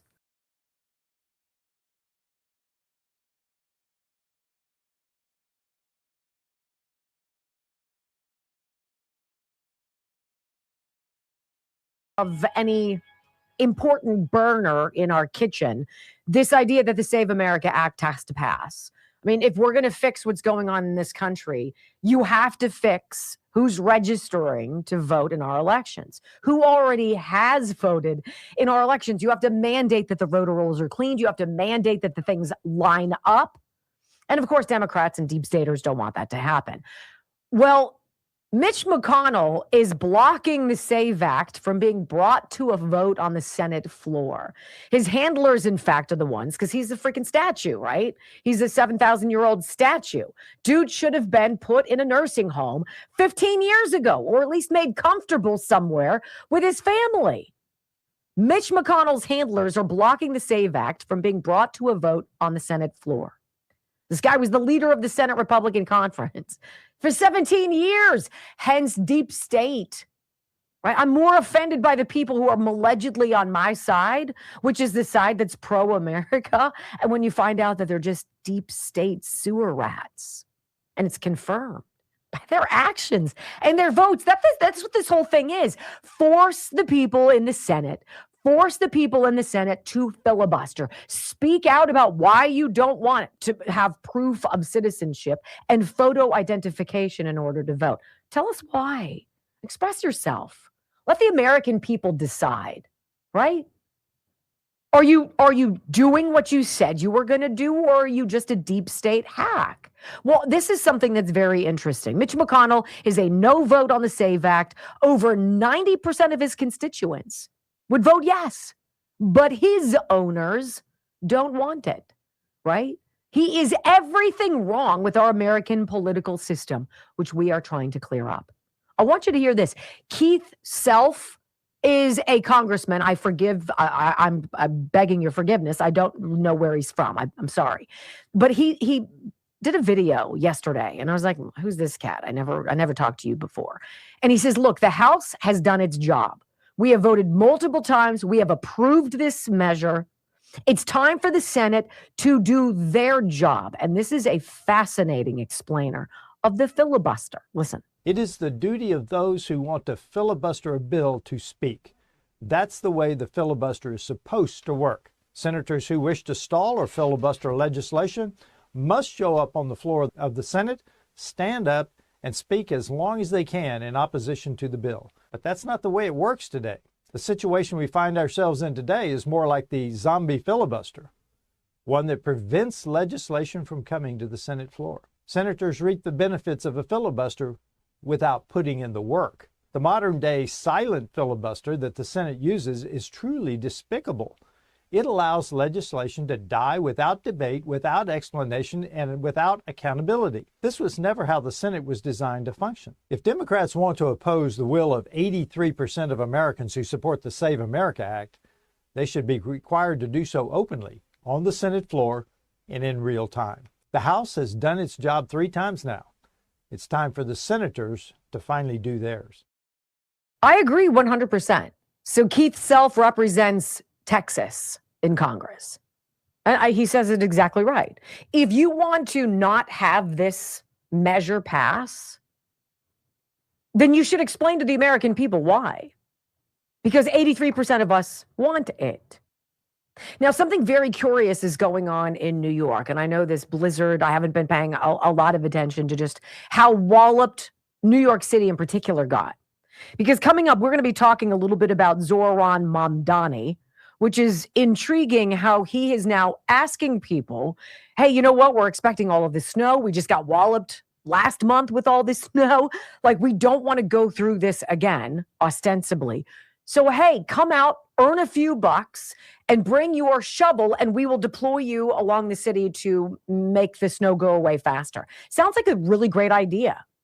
Until he says, you know what, but when you do that, we're going to ask you to bring all of this identification. You're going to have to bring a passport, social security card, driver's license, blah, blah, blah. And of course, people are like, oh, howling, right? There's a New York City socialist communist mayor, doesn't want voter ID, doesn't want the SAVE Act, right? Doesn't think it's a big deal. But for you to come out and pitch in and help your city out during an emergency weather situation, you've got to bring all of this paperwork. Yeah, what if it's a lot more nefarious than him just being an obvious hypocritical figure? Maybe it's more than that.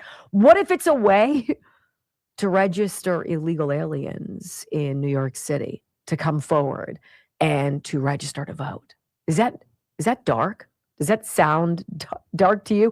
I don't know, because we're going to chew on that coming up after the break. Also, breaking news about the raw sewage now polluting the Potomac. Oh my. I got it all for you next on the Wendy Bell Radio Network. The reality is there is no news on the Potomac River, which is, again, like Nancy Guthrie.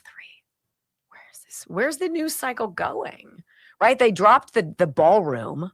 Remember how that was hot and bothered? Dumped that in a hot second. They drop everything. The flagpoles. You're like, really? Really? So there's nothing new. There's Trump, sign an emergency order or something like that, declaration of a national emergency to get things rolling and to get FEMA on the job. Nobody's talking about it. It's kind of curious. Meantime, I want to read you something from the Huffington Post. It's mind-bending about the Olympics. Not anything like how we expressed it. Oh, what an amazing thing to experience. Well, you might not feel so proud if you're a Democrat to watch the Olympics as they win gold.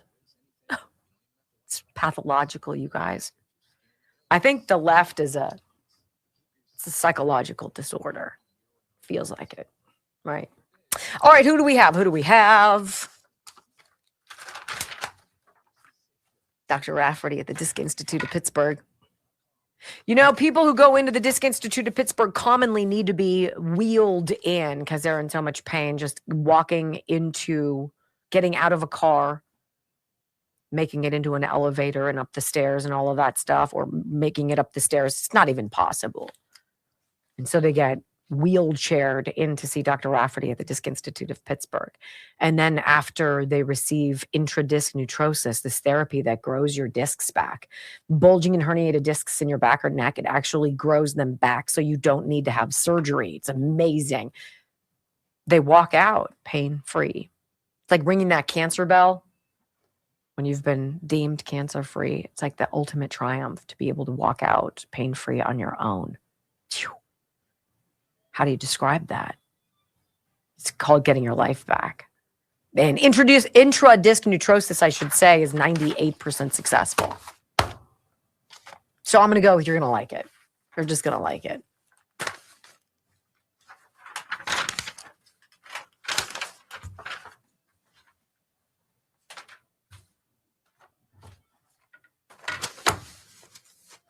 So we haven't come up with a new way to hang your flag, huh? Well.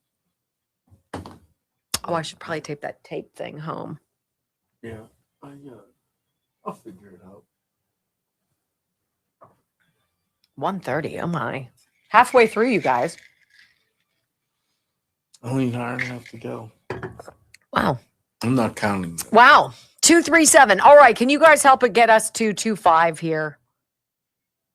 I'm so grateful for your rumbles. That just helps us so much. I can't tell you, and I can't tell you how appreciative I am. So do you have an update on the mugs, Brock? Yes, the mugs will be back in the store on Friday. Okay. So we'll remind you about that. We're grateful for how many of you bought them. So this is what they look like. Mine is this, and Brock's is his picture from Gary Varvel. And while it says, mine says North is still North, it's not quite this big. It's a little bit smaller. This is kind of a prototype, but this gives you an idea of what it looks like. And then his is his picture from Gary, and it says, I wasn't invited. In like crybaby chalk writing. Wow. Wow. Anywho. I was going to buy you one, but. Of you? Yeah. The air just kicked on, I'm afraid. I know. It's right above me. You know, there's only one thing left to do for that. Lipstick. That's what I was thinking, but I can't pull it off. I know it's hard. It's hard, but I'll take one for the team. You know what I got to do. So my email was hacked apparently, and so my email is now sending out birthday invitations to people. And when or like you're invited. And then when you click on it, it's like you've launched the pink slip virus. Yeah. And then your computer is now fudged up, or your email, and I don't know how to stop it. Anybody? Who, mine? No. Like anybody, like if you get it and you click on it to try to open it, and it's like enter your whatever. Yeah. And this is the thing is, unless it's a direct response, we don't send out emails. So if you email the Wendy or the website or app from the app, that's different. That's a response. But we don't just randomly send out emails. I can't find anyone else.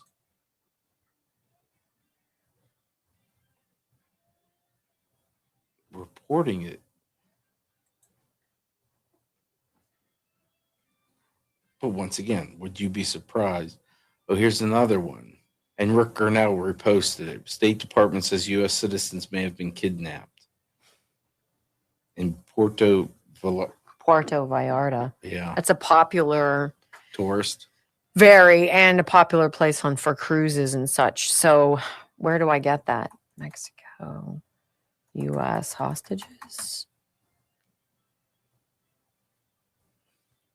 American tourists captured at Guadalajara airport.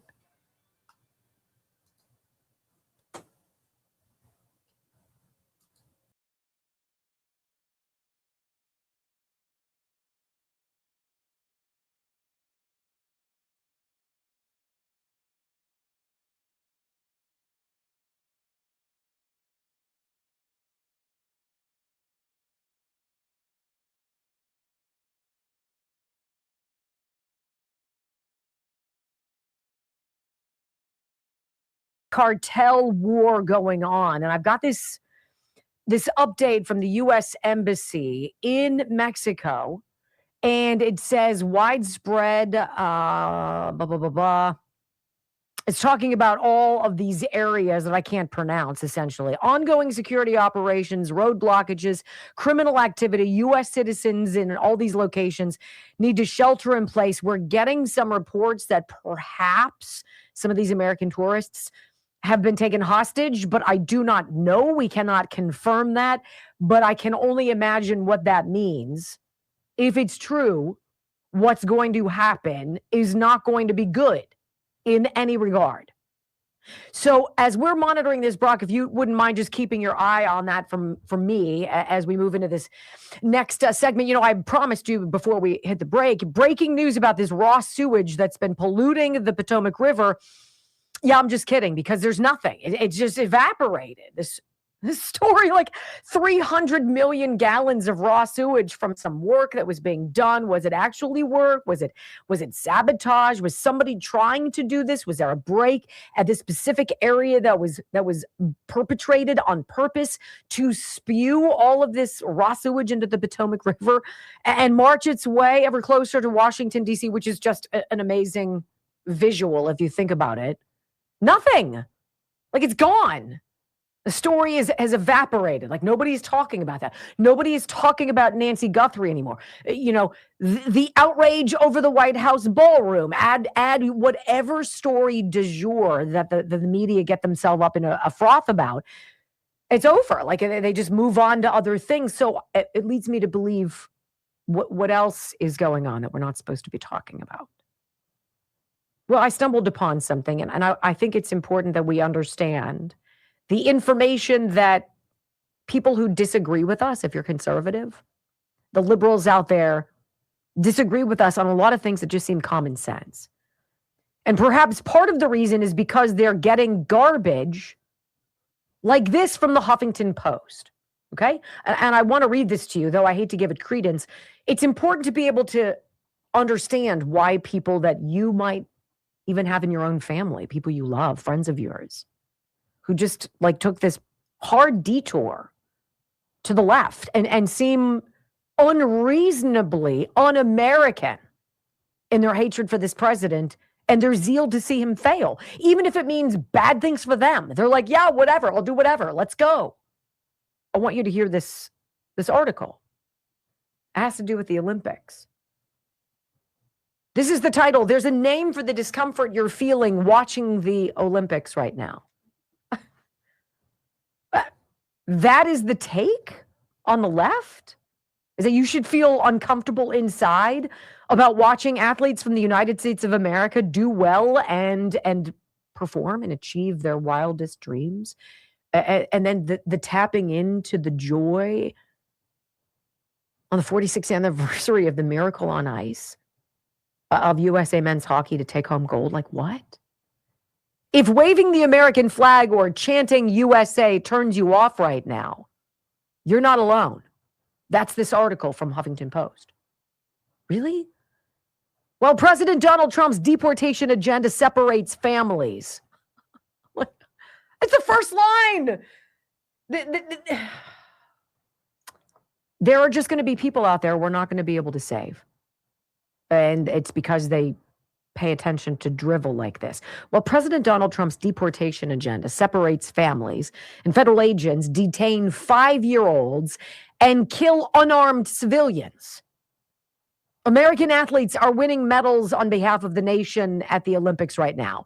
This whiplash between pride for United States competitors and national shame for the federal government is common. I'm sorry, no, it's not. It might be common in your little small Huffington Post, completely liberal, wacko echo chamber. But I strongly encourage you to be beyond that if you write or read the Huffington Post. That's not what's going on in this country. Even U.S. Olympians, this article says, competing in the 2026 Olympic Games in Italy feel ambivalent about representing the stars and stripes. If you're ambivalent about that, then please take off the uniform, or rather take off the Olympic stuff, the flag. You should never have been there. There's obviously a lot going on that I'm not the biggest fan of. Wearing the flag doesn't mean I represent everything going on in the U.S., said U.S. Olympic skier Hunter Hess. We talked about that a couple weeks ago. I mean, like, in what world is that? This is where we are with this most recent Gallup poll showing that Democrat pride in the United States of America is down. It's not just down a couple points. It's not just down like, wow, it's trending a little bit. It's down 26% from the year before, down 26%. And I'm baffled by this. I'm like, what has this president done? He's evened the playing field in terms of trade and commerce. Because for what? Generations, the American innovator, entrepreneur, the maker of stuff who wants to sell it everywhere else in the world, got shafted, right?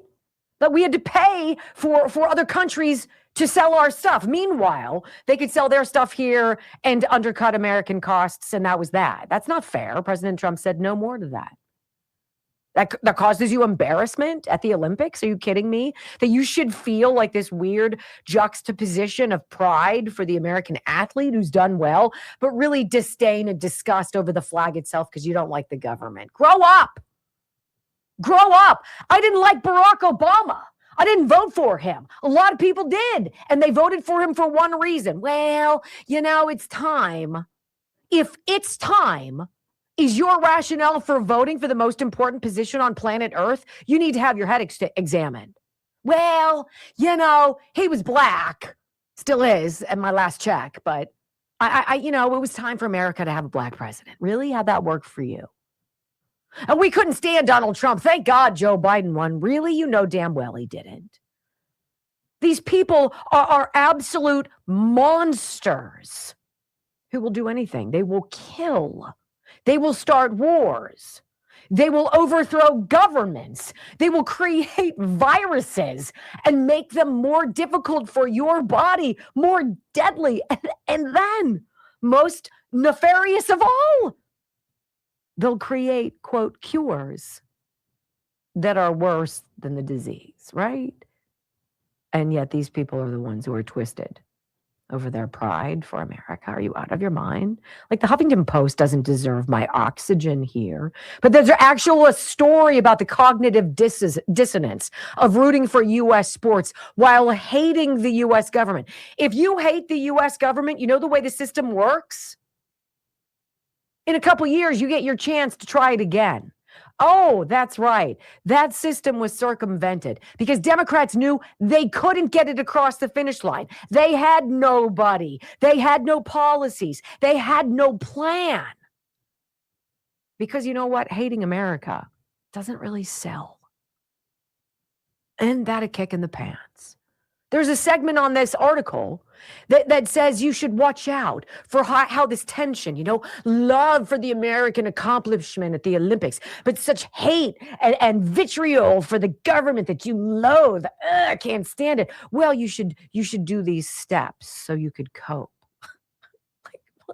What? We have a bunch of crybabies who I've long ago said needed to be spanked. I think it's far worse than that. They need to be slapped across the face and maybe thrown down the stairs. And at the heap at the bottom of the steps, be like, how do you like America now? Do you want to come back or do you want to sit down there because we're tired of you? 26% drop off in the number of Democrats in a single year who say they are extremely or very proud to be an American. Go away. Go to Mexico. I hear it's beautiful right now.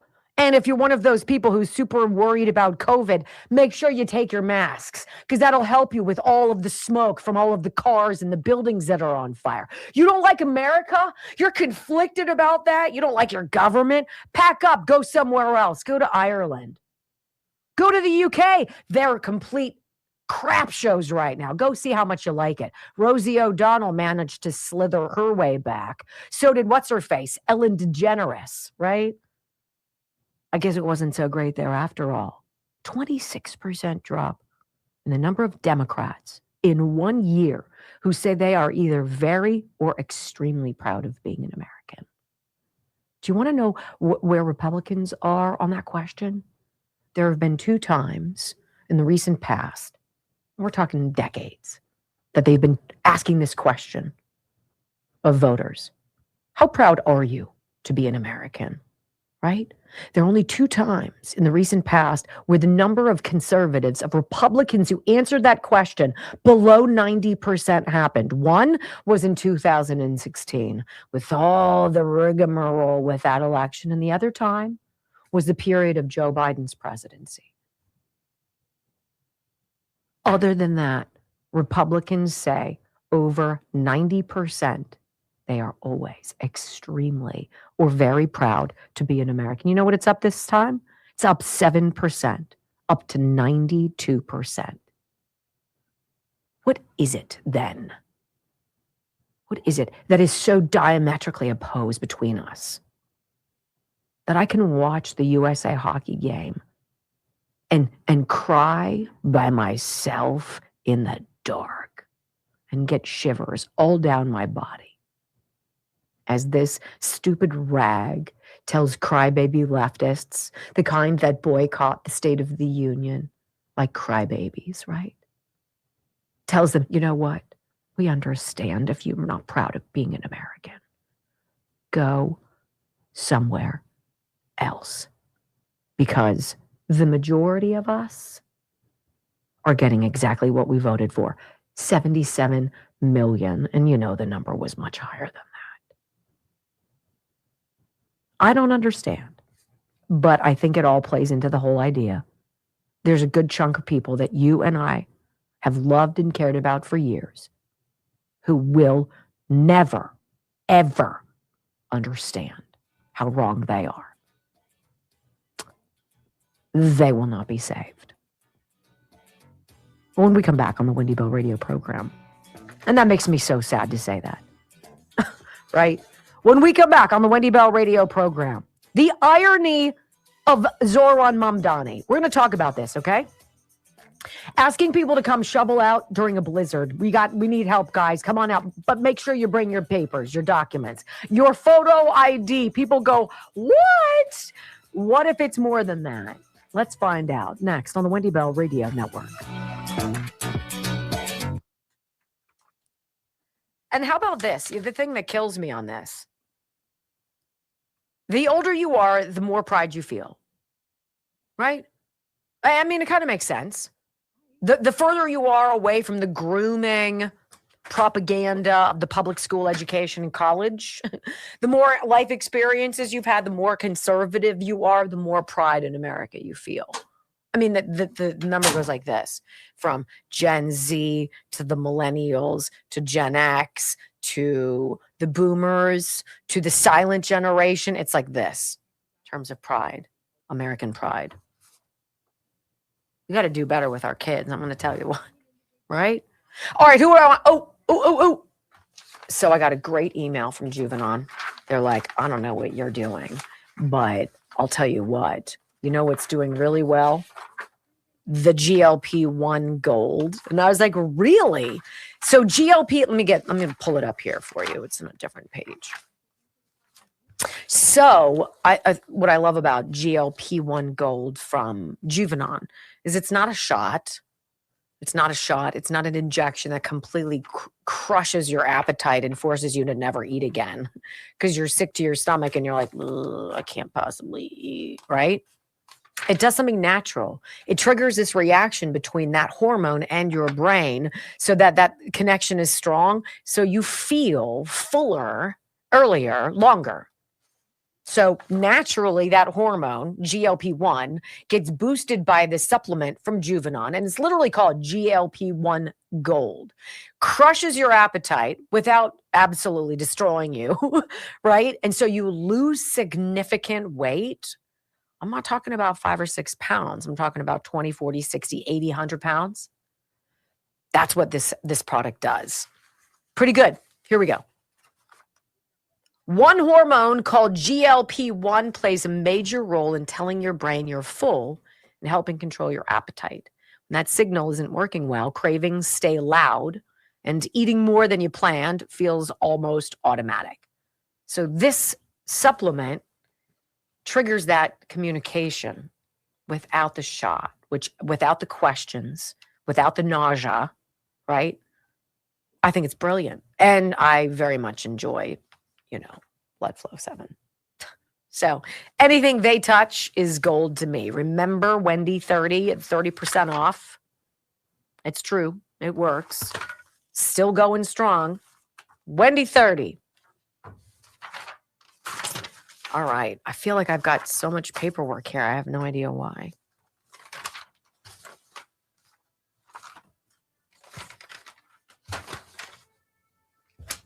My. I do have a lot going on here. What else is going on, you guys? How are you? Have we hit 3,000? 2,500 yet? Three? We should hit 3. 5.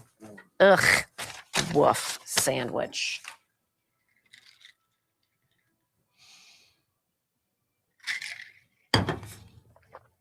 That is tasty. All right. What's up? There's the State Department saying there's a shelter in place. Yes, that's all I've seen. Yeah.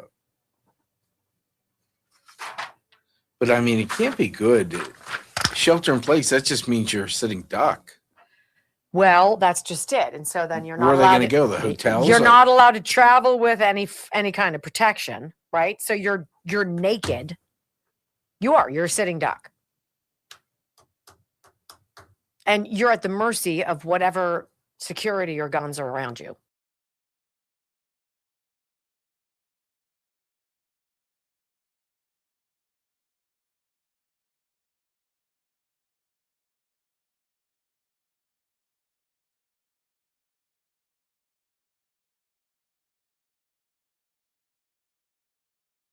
Gallup poll about pride in being an American has a very interesting trajectory. Can never say that word.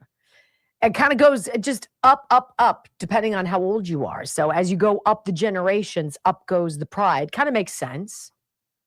But I think it belies this idea in school, specifically public education, and then the route through college, where America's youngest voters are basically being groomed to be embarrassed or, I don't know, shamed of being an American. So how about this? The older you are, the more pride you feel. Generation Z, our youngest voters, only 41% say they are extremely proud to be Americans. Millennials, the next step up, 58%. Only 58% say I'm very proud of being an American. When you get up to Generation X, it's 71%. You get up to the baby boomers, it's 75%. Skip ahead to the silent generation, you're talking 83% of America's oldest voters feel pride in this country and pride in their role in it. It's almost like the more you know, the wiser you become, the less likely you are to be an idiot who boycotts the State of the Union because you're a crybaby. So let's talk a little bit about this Zohran Mamdani. Hey, we've got this snow. Come on out. Give us a shovel. Because a lot of people were talking about this. Daily Wire did a great article. Zohran Mamdani says no ID for voting, but you got to bring one to shovel.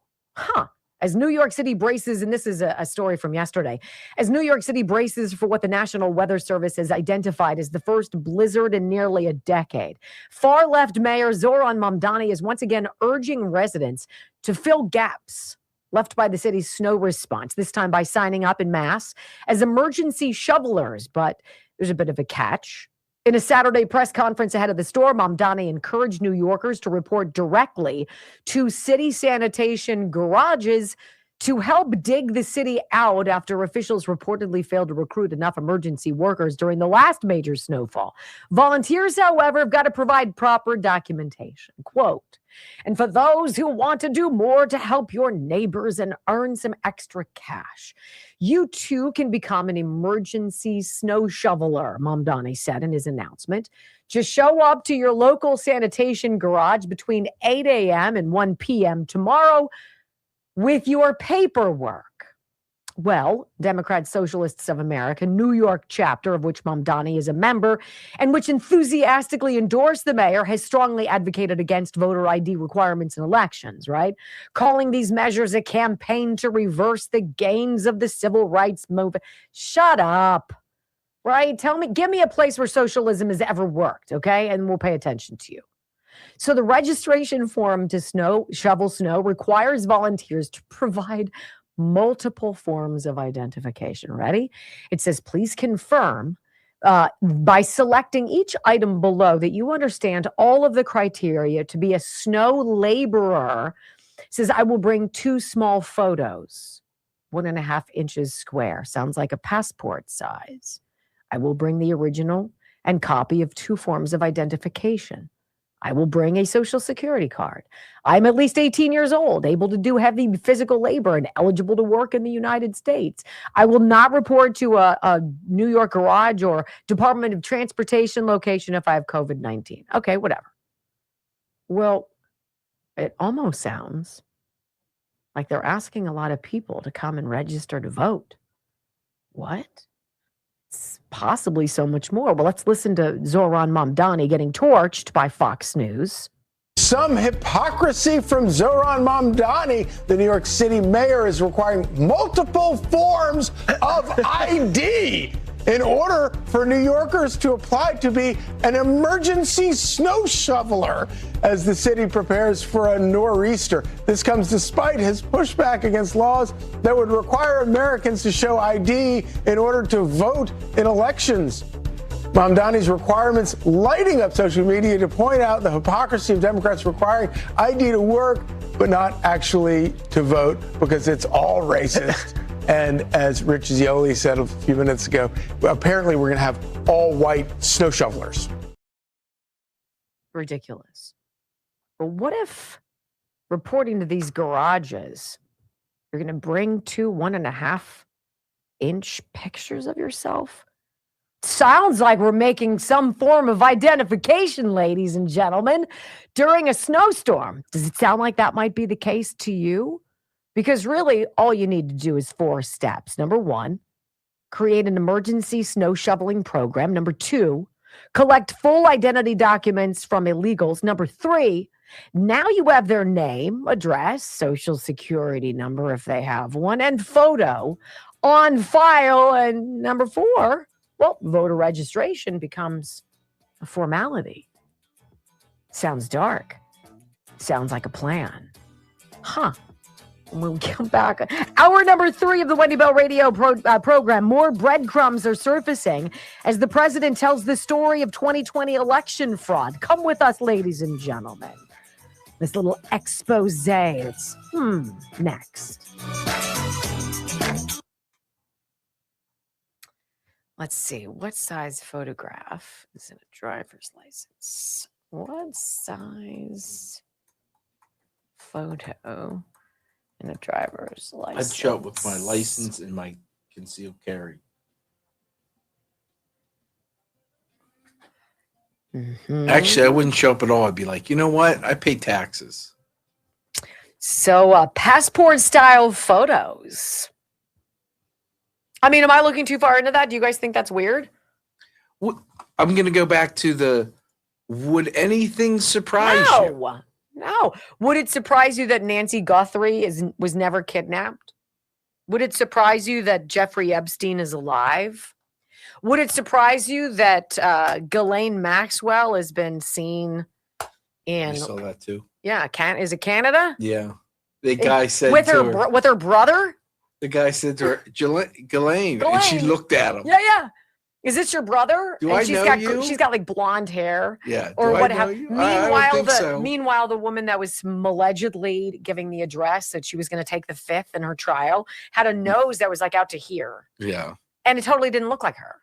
And people who are British listen to her dialect and they're like, it's good, but that's an American pretending to be British. Oh, Wayne's saying that Maxwell's story in Canada is bunk. So she's not in Canada. The point being, would you be surprised? I don't believe that she's in prison. I don't believe any of that. Anymore? I don't put anything past them, and I believe everything. And I believe nothing. Look, if Jeffrey Epstein was the wealth of information and scumbaggery that he was, he'd be so much more valuable alive than dead. Why would you want to take him out? Depends. Well, because you could if you could get to him and get him, you get a lot more with him alive, finding out stuff. Right? Yeah, but there's shady people out there who don't want him alive because for that same reason. I'm not saying who, but I'm just saying if you understand, I am not suicidal. And are you talking about the claims? I said nothing. I don't know what. Don't you put words in my mouth, Hillary? That was Wendy Bell, not Brock. That was Wendy. Wow, 2.61. I don't want Hillary. Now you're giving me pain in my jaw. I am. No, I just the whole thing. Oh, like. You know who dropped the idea of the registering of illegals and all of that stuff? I didn't think about that. But sure as hell wasn't Fox News. They were like, rah, rah, rah, whoosh, right? It was James Woods. He's the one I saw that That's from. what I saw. He's where, so I ripped that off. That's not me thinking that. I'm pissed at myself for not having seen that. Right? I'm not devious enough. I need to get a little bit more. Well, you were in Florida hobnobbing. Hobnobbing. That was it. Let me tell you guys about the Healthy Fat, thehealthyfat.com/Wendy. We are told that we need to drink an ungodly amount of water every day. I don't, because then I'd be in the bathroom every 40 seconds. However, I find that if you're not an inclined water drinker, if it's just not something that's part of your wheelhouse and you prefer adding something to it, why wouldn't you add a delicious... I got a double scooper in here. Why would you not just add a delicious scoop of MCT Wellness, the healthy fat from Dr. Gundry? Because this is a dietary supplement, is a meal supplement. So you can skip breakfast. You drink this, not going to be hungry for 4 to 5 hours. You could drink this late morning, not have lunch, and be perfectly fine until the afternoon, right? You could skip dinner and drink this and being like, I'm good with that. Add a scoop into nice water with some ice in it. Delicious. Sweet, 30 calories, and this gets the process in your body going to drop all these calories that your body holds on to as like a defense mechanism. I didn't know that. Dr. Gundry tapped into that. He was a little heavy back in the day, 20 years ago, and he managed to lose almost 80 pounds by inventing this, right? And he's known thousands of people who've had similar weight loss stories. I'm just telling you, again, not for the casual, well, I've got a little muffin top. Maybe I should fix that. No, this is for the you want to lose 30, 50, 100 pounds. MCT Wellness. Go to thehealthyfat.com/Wendy. Watch the video. Thehealthyfat.com/Wendy. You will love what you learn in the video. And then they'll give you a percentage off on the flip side to buy this. I'm telling you what, makes all the difference in the world. It's delicious. And when I start drinking it during the show, I'm not hungry again until 4:30, 5 o'clock in the afternoon. Completely destroys my Pringles addiction. What about your pistachio addiction? If I don't buy them, I don't think about them. But then invariably Joe goes out and buys me some. And I'm like, really? Thank you. Way to go, Joe. You I'm like, oh, Joe, thank you, God.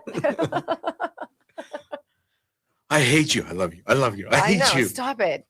Keith, people on Twitter are funny. Keith Oberman puts the women's team, talking about the hockey, is made up of patriots. The men's team, self-absorbed scumbag misogynists. So Libs of TikTok puts, Unemployed lesbian Keith Olbermann calls the men's hockey team scumbag misogynist for accepting Trump's invitation. Think about that. And calls the women's team patriots for declining. So I guess the women's maybe declined? Whatever.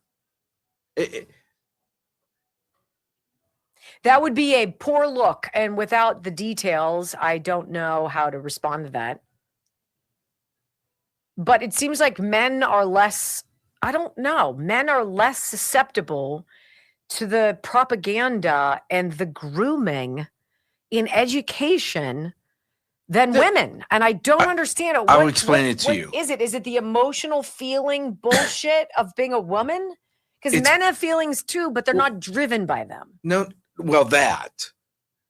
Because we've been demonized. Period. So we give less a shit what you think. That's my take. Demonized by women. By schools, women's, everyone.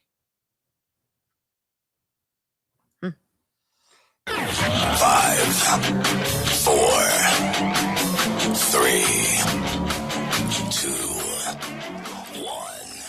Wendy Bell, America's anchor mom, fighting for America 1 hour at a time. Welcome to the family. She once hosted a 3-hour show in just 15 minutes. She once intimidated the Electoral College to audit itself. Her monologues are so sharp, they're considered a concealed carry weapon. Fact-checker sites routinely issue her a retraction a week in advance. Even her commercial breaks trend on social media. Her freedom of speech has diplomatic immunity. She doesn't just drain the swamp has to ask for cab fare. Wendy Bell is the most interesting conservative woman on radio. Keep rumbling, my friends. 3 hours of bold truth and excellence. You've just signed up for the WBR Army. Strap in. This is the Wendy Bell radio program.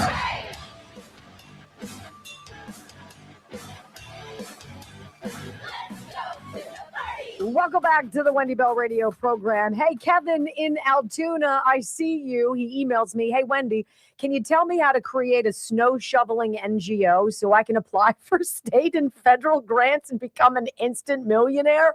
Yes, indeed. We can help you with that. It's so preposterous. It's so preposterous. I was going to say, maybe if he can claim he's Somalian or get Tim Walz's number. I don't know what more I could do, Kev, but we're on your side, babe. Keep me informed. These breadcrumbs, and I've been saying this for a while. If we all agree that President Trump knows, he knows the where the bodies are buried. He understands the treasure map. He's got the decoder ring. He gets it all. He's got the magic 8 ball and the mystics. Let's look into my crystal ball here. He knows. Which is why he's consistent, which is why he's not flappable. He gets frustrated, but you never see him other than being that brick wall that he is of just consistency, consistent love of America, enthusiasm for American exceptionalism, this overarching message that whatever you think is going on right now, you have no concept what is coming your way. It is beyond your wildest dreams.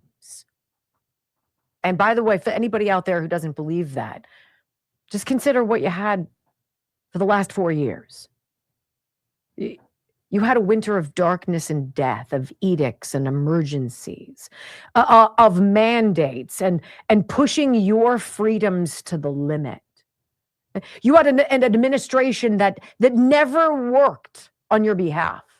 They work to bring other people into this country to steal your voice, to rob you of your right to have a role in the process, all while pointing fingers every which way other than themselves and promising you that Trump is a threat to democracy. Well, we don't live in a democracy, so they can suck it. How about that? These breadcrumbs that the president is dropping, many of these videos you and I have walked through together, and it's been years. We did this before it was popular. We did this when it was a danger to us. Because voices like mine were being silenced. They were being deplatformed, demonetized, and just eliminated. That's crazy. President Trump dropped this, though. And it's an Epic Times sit down. And it's an hour long. And we cherry pick just a couple parts. Because when you bring in experts, and the experts are data scientists, these are like nerd sandwiches, right? This is what they do. Numbers grind their gears, right? They want to see statistical anomalies. They want to compare data and see if these things line up. Is there an outlier? Is there a theme? Are there breadcrumbs to follow? Well, yes, there were. And there was a group called the Data Integrity Group. And this is years old that you're about to hear that President Trump is putting out for a reason. And these are coming out with more frequency. And so every time they do, I cherry pick a handful of the audio sound bites to remind you of where this president is going. Because if we are to believe John Solomon from Just the News, and I do because he's a badass, and I believe he was cherry picked by the Trump administration to be one of the voices through which the truth can be reported, that this is just the beginning of a barrage, an onslaught, if you will, of evidence that not only the deep state stole the election from President Trump, but there was vast foreign interference, and China was probably the largest perpetrator. In this audio soundbite, I want you to hear Linda McLaughlin. She is the communications leader for this Data Integrity Group, which investigated widespread, never before answered or litigated election anomalies in 2020. You know, they say to us, there was no proof, there was no judgment. No judge agreed to hear these cases. They were political and perhaps even just life kryptonite. So they reviewed the 2020 election involving like publicly available data. This is nothing that they had secret passcodes to. They got publicly available data. And then they went to the Secretary of State, so these 5 different states, and they said, hey, we want to corroborate this information with you. And those 5 secretaries of state, including Republican Brad Raffensperger in Georgia, refused to comply so that the Data Integrity Group and this woman you're about to hear, Linda McLaughlin, had to go file lawsuits, Freedom of Information request suits, to get these secretaries of state to hand over the data, which should be ours. In this first part of this clip, Linda McLaughlin talks about Pennsylvania and this outrageous spike in votes, 435,000 votes in like 15 counties that were removed from President Trump that night when you and I went to bed.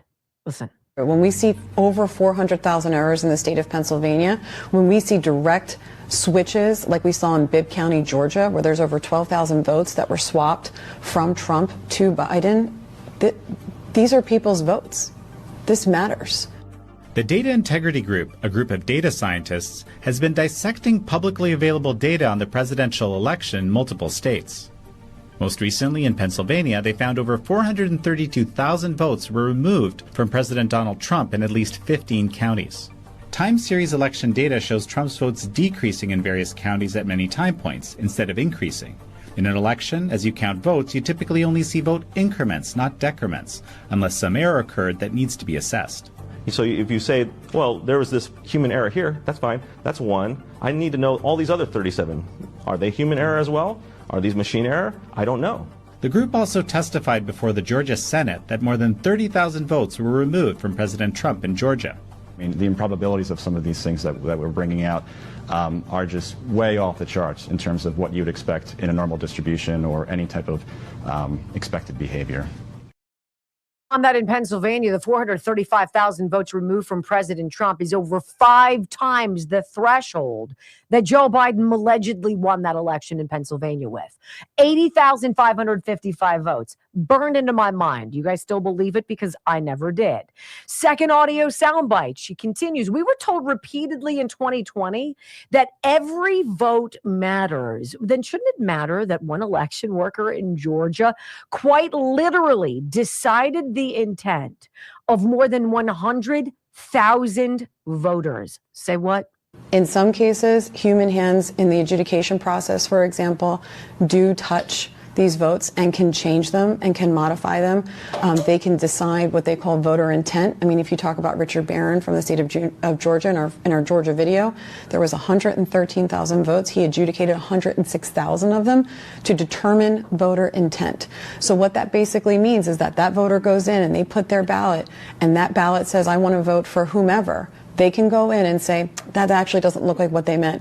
We're going to put this down as someone else. And you'll notice that I don't say one candidate over another, because it's not about that. It's about actually having every vote count and actually allowing that vote to be the voice of the person who cast it, as opposed to the adjudicator. We're talking about errors that don't make sense, numbers and vote switches that 30-year poll workers had never seen before, and secretaries of states that didn't want to answer questions. So they had to FOIA this data from them. When we start getting into numbers where we're talking about hundreds of thousands of errors, tens of thousands of switches, when we start to see these anomalies, corrections, whatever adjective you want to give them, happening over and over again in all these different states. We're talking about 6 swing states, but it happened in several states. And then you compare them to the states where it was a normal election. If you can A and B those two, and you can look at what a normal election would be, you start to see it even more clearly. And you understand something very strange happened here, and why doesn't anyone want to look into it? We're talking about errors that are just wild. Adjudication is a huge area of exploitation. Did you know this? Once an adjudicator, somebody who's sitting down and looking at a ballot where the result is fuzzy. We don't know which way it goes. So we're going to have one person from the Republican Party look at it. We're going to have a poll worker from the Democrat Party look at it. And they're going to look at it and see if they can agree on what they believe that person's intent was. But did you know that once an adjudicator changes somebody's ballot and says, you know what, I believe they wanted to do this instead, that adjudication becomes their new ballot image. What the voter intended, or their original ballot, is deleted. It goes away. Hence this mill of churning out these adjudicated 106,000 of them. Listen to this.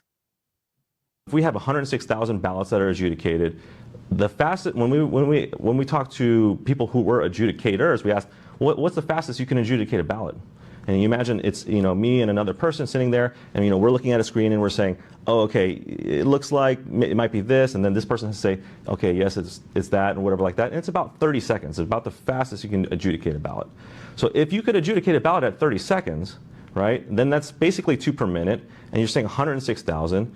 I think that's like 53,000 ballots. It comes out to about 883 man hours to do that, right? But the logs don't show that there's enough people to actually adjudicate that by the time that he actually gave that interview. There's not enough physical time, and that's if you did every single one, working 24 hours straight, working on all this stuff, and you had 30 teams or whatever that is, but you would be having all these people adjudicating in order to achieve that number. A data scientist named Justin Mealy went to Maricopa County, where an absurd number of questionable ballots were adjudicated in an impossibly short period of time. The one audio soundbite you should take away from all of this: physically not possible to adjudicate the number of ballots that they said were deemed unknowable. There's no way it could have been done. Period. Next on the Wendy Bell Radio Network.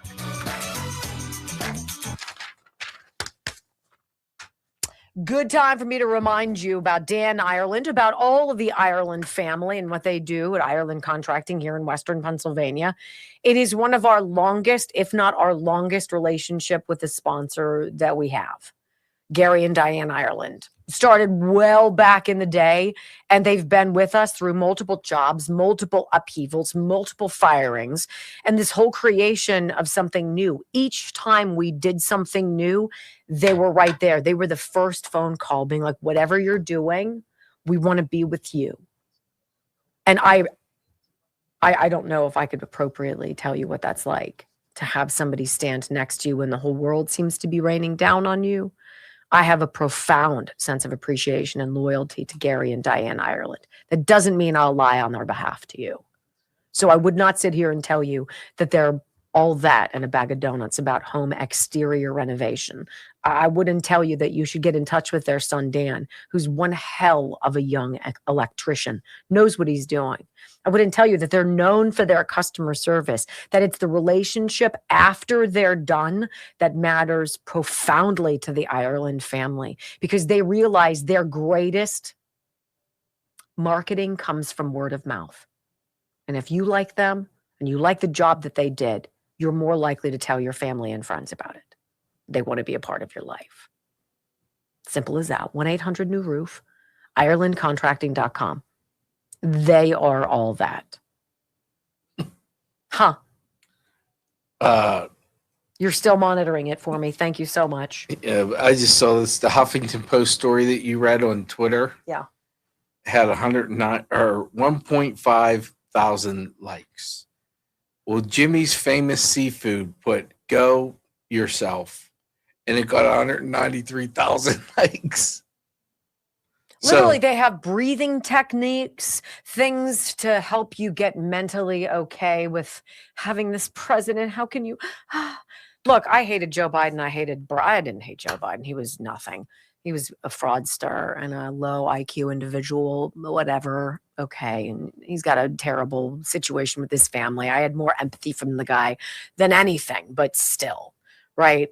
I didn't sit there and like wasn't obsessed by it, right? I wasn't obsessed by Barack Obama, right? Oh, ruins your life. You're like, go for a walk, turn off your TV, put down your phone, and go out there. It's amazing what you'll see.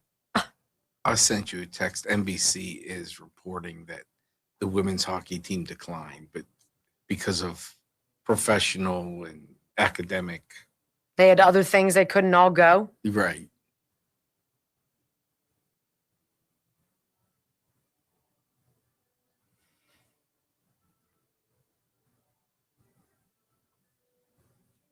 But that's a PR statement. But would you be, I'm going to go back to, would you be surprised if they said no because they're triggered? I wouldn't. I would hope not. I mean, you get invited to the State of the Union, you kind of move your schedule around to make it work. Trump said to us on the phone. Yeah. Right? I hope you're coming Drive to my 4 rally. hours. And I was like, my brother, I didn't get an invitation. And he's like, consider it done. I'm like, well, none of your people call my people. And they did. And what are we going to be like? Nah, sorry. We're busy that day. You have a chance to meet the president of the United States. Hell yeah. I'll crawl across a glass for that. Or grass. Yeah, who gets lucky? Not many people get that opportunity.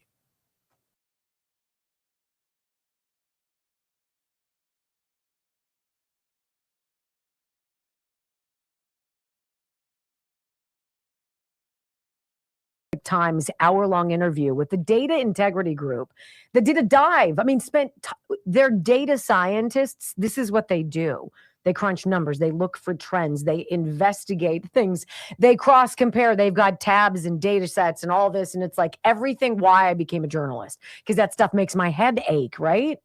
Well, there was physically not enough time for the number of ballots that had to be quote unquote reviewed, right?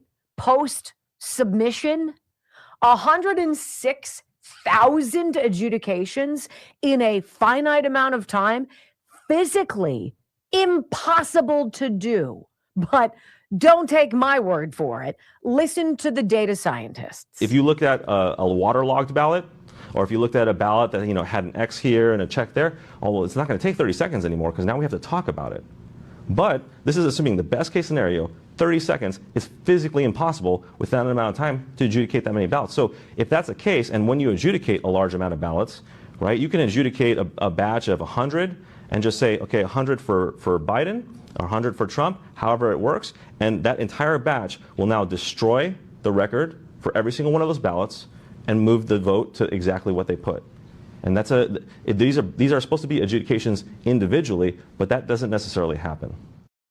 And the number one takeaway, and President Trump retruth this from years ago. Why did he do it? Because the number one thing the data scientist group came up with, is that what it says? I'm trying to remember if that's their name. Yes. They found out that on every occasion, the problems that they investigated all benefited Joe Biden.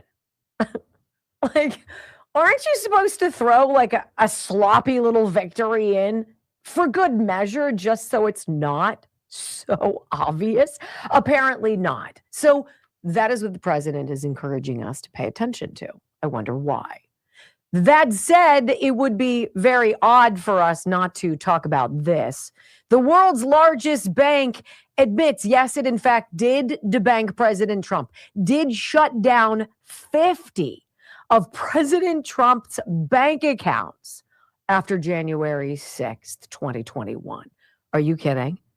DailyMail.uk. Trump world explodes as America's biggest bank admits it closed the president's accounts after January 6th. I will remind you, of course, that JP Morgan did not debank Jeffrey Epstein. They maintained his accounts for years after his 2008 conviction. They even paid $290 million to settle lawsuits from his victims. But they closed more than 50 President Trump accounts in February 2021, telling him to find a more suitable institution. Really? Imagine if the world's largest bank can do that to the president of the United States, what they can do to you. Hence why President Trump is suing them for $5 billion. And their former CEO, or its current CEO, Jamie Dimon, who I guess is on his way out. Is that crazy? JP Morgan Chase closed President Trump's personal and business bank accounts following the January 6th, quote, attack on the Capitol. They finally admitted that they debanked the president. If they can do it to the president, they can do it to you. Documents released Friday as part of the discovery process in a lawsuit. This is the president's lawsuit, showed that Chase sent Trump 2 letters on February 19th, 2021, informing him that they were closing dozens of his accounts.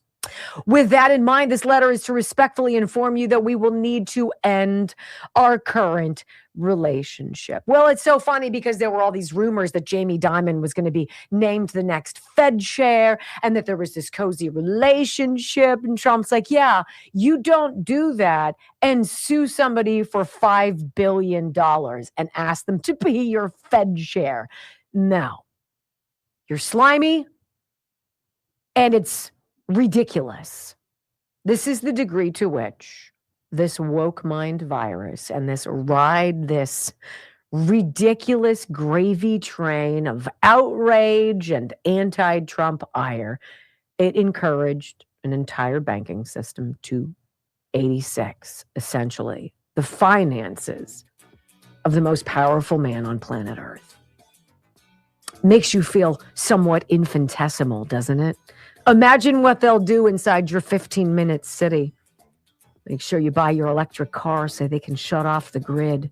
When we come back on the Wendy Bell radio program, the secret plan to protect Karen Bass and the Los Angeles Fire Department from getting torched for their incompetence after the Palisades fires. Oh my, next. Oh my God, it's freezing. I'm going to go to the bathroom.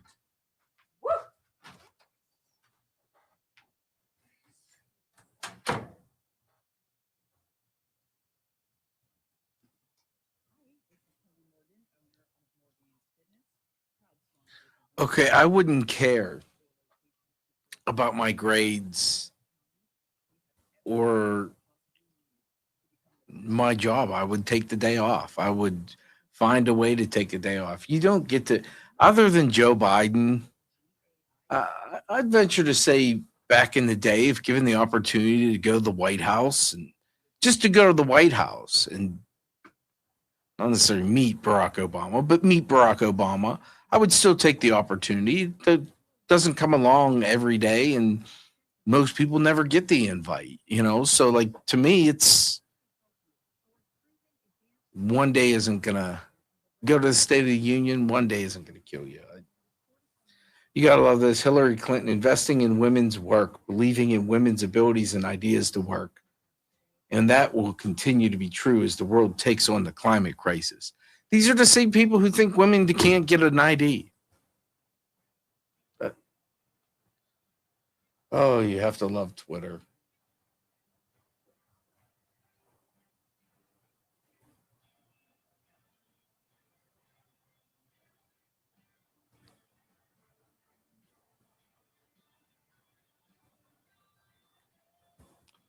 Snow shoveling, $30 an hour now.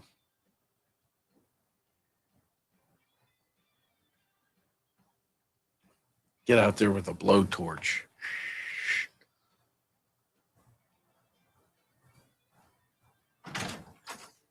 I don't know. You could say you wouldn't go to the president to see the president. That's fine. I'm just saying, given the opportunity, I would go to the White House. I would go to the State of the Union. I don't. If it was Barack Obama, I wouldn't care. No. I would take the opportunity. You so kidding that's me? me. You're gonna introduce me to a place that I'll probably never get into again. The inner sanctum of Congress or inside the White House, where, I mean, literally, how many of you have been inside the White House? I haven't. Let's go even further. Other than what you see here, how many people have ever been? You've all listened to the radio. How many people have ever been in a radio station? Oh, that's an even better question. Why do you love watching this here? A lot of people have told me I love to see the behind the scenes kind of stuff. So I don't know. I didn't like Barack Obama. I don't like Joe Biden, but giving the opportunity to go to the State of the Union, or do you guys remember what Rush Limbaugh said about Barack Obama that got the left going haywire? I hope he fails. Well, his agenda. Then there's that, Barack giving it away. I was going You've to said see it if anybody multiple would get on times. it. Yes. And people are like, oh, he's racist. And he's like, no, I know what he wants to do. I know what he wants to do to America, and I hope he fails in that. There's nothing racist there. That's reality. And anybody who said that anyway, they can go pound sand. Oh, my goodness, gravy. Let me tell you about disinfectwithsniper.com. I used it today multiple times today. Look, it's good to clean everything. Toilets, countertops, knobs, your car, like coffee tables. I've tried it on windows, not really. But for bacteria, hospital grade disinfectant. Hospital grade. That means it works. And I remember when they came into my house, and I'm a pretty neat person, and they're like, all right, we're going to do a little tester of your countertop here. And I was like, shh, please knock yourself out. It's going to be great. And it was like, speaking of knockout, you can get that too. It was ridiculous, like triple digit off the grid bacteria count. I was like, oh my gosh, what? And then she sprayed Sniper on the counter. Didn't even like clean it up. It just let it sit there, and then took another swab reading of it like 5 minutes later, and it was down to like 20. It went from 800 and something of suck down to like 20. And I was like, I'll have a case of that. And that was your countertop. I'll have a case of that. So yeah, I use it all over the house. I use it in every room, in my car, Murphy stuff. Like if you have a baby, or you have a grandchild, and they chew on everything and they're like, arr, arr, arr, arr, and you're like, that can't be good. I need, like, how many germs are there? You can lay it out and it'll get rid of all the germs, and you literally don't even have to rinse it. It's that safe. It's that good.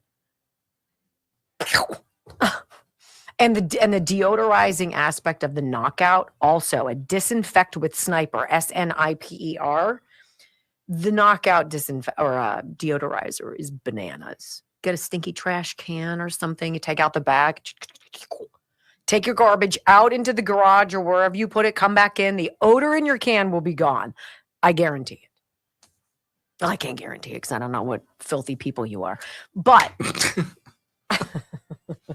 disinfectwithsniper.com. I love it. I love it. I have it all over the place. Ask Joe. It's in the shower. It's downstairs. It's in my car.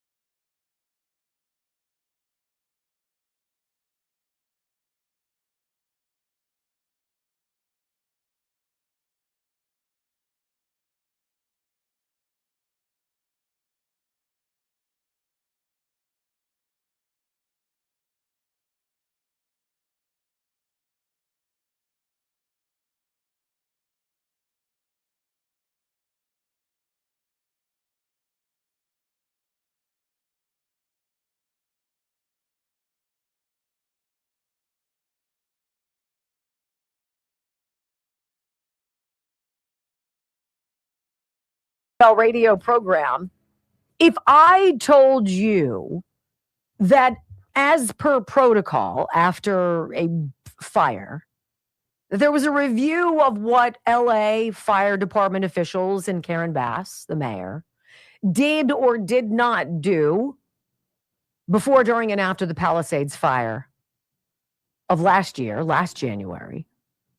And instead of coming out and telling the truth about the failures of the fire department and Karen Bass, they ended up coming out and they paid a reputational protection firm to help soften the blow of this after action report of how horrendously some of the elected officials in the area in Los Angeles dropped the ball and led to the burning, destruction of 12,000 homes?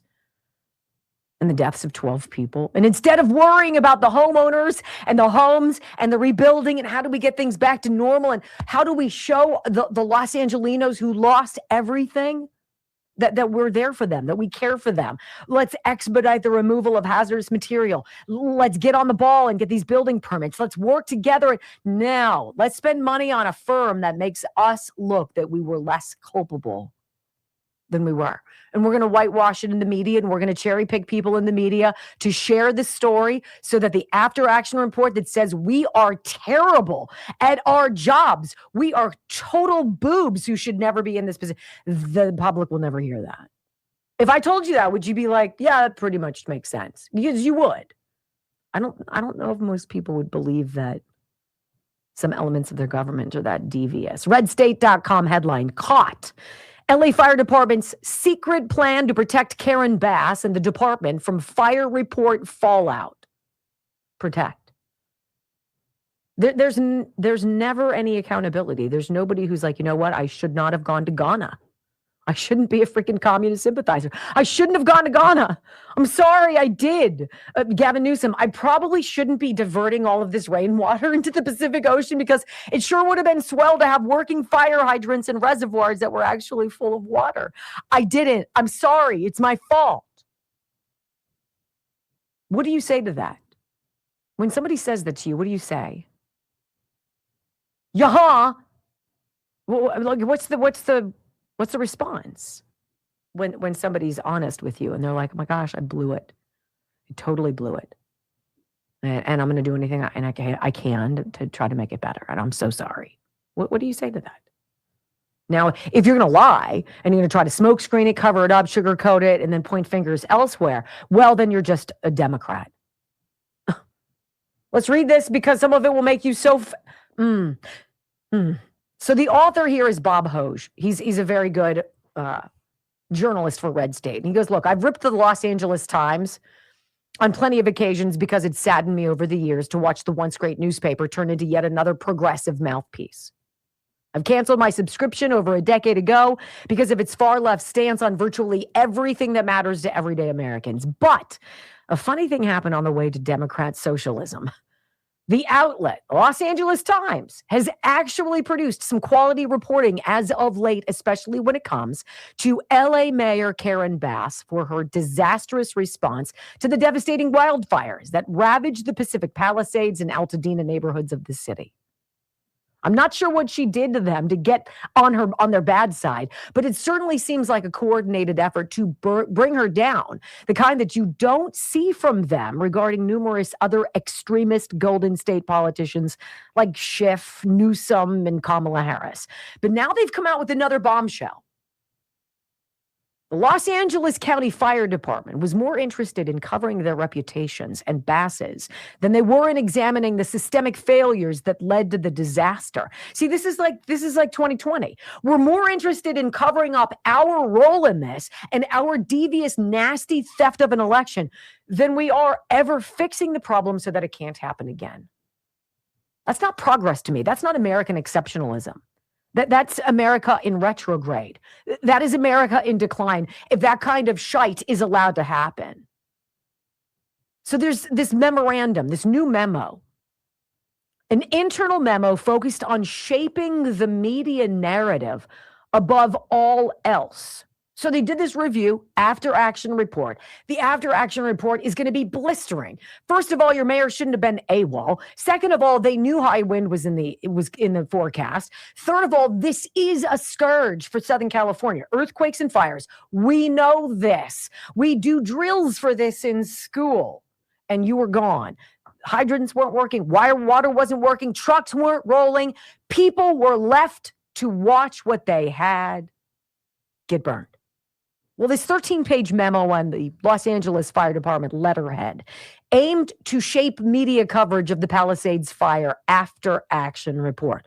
This report's bad for us. So let's hire this firm, right, like Scandal, and we're going to have them come in and whitewash it for us. And they're going to give us some examples of ways that we could pretend this isn't as bad as it is and point fingers elsewhere, and we'll charge a hell of a lot of money. I have no idea what this group, the LEAD group, LEDE group, they clean up messes for celebrities while they're trying to clean one up for the Los Angeles Fire Department and Mayor Bass. The memo detailed plans to protect Mayor Karen Bass and others from, quote, reputational harm in connection with the city's handling of the catastrophic blaze, records obtained by the Los Angeles Times show. Bass wanted key figures or key findings in the after-action report removed or softened. Nothing says transparency like that, right? Sources told the Times this month. The mayor has said that the Times story was, quote, completely fabricated, which means it's right on the mark. Mayor Karen Bass, LA Fire Department, and city's PR firm, the LEAD Group, all had a plan to protect Mayor Bass, the city, and the LA Fire Department from reputational harm associated with the after-action report even after it was sanitized. And then they give you a link to the document. The report, labeled for internal use only, seemed to imply that facts were secondary to the narrative. This is directly from this group that was brought in. It says this: it's our goal to prepare and protect Mayor Bass, the city, and the LA Fire Department from reputational harm associated with the upcoming public release of the after-action report through a comprehensive strategy that involves risk assessment, proactive and reactive communications, and crisis response, the memo states. How about the people who died? How about the businesses and the homes that were burned? How about that? Any of that? Do we care about that? No. How much taxpayer money do you think is being used to hire this group, the LEAD group, to soften the reality of this blistering after-action report, to not only proactively suggest fake narratives, but to reactively prepare for the media wanting more details? Well, according to the LEAD group, there were certain things that needed to be done, with 24 hours to go before the after-action report was due to be dropped. This was supposed to happen. We're going to have a press conference and we're going to invite specific members of the media, specifically specific people in specific outlets in the media. This person, and this person. You're going to hold hearings or conversations in private and then come out and have a public facing, I don't know, session with the media, but you won't take any questions because you won't be able to answer them. This is what the lead group is telling Mayor Bass and the LA Fire Department to do. Don't answer questions. Just follow our lead as we bury the lead that you guys suck. We're chosen to fill diversity, equity, and inclusion requirements.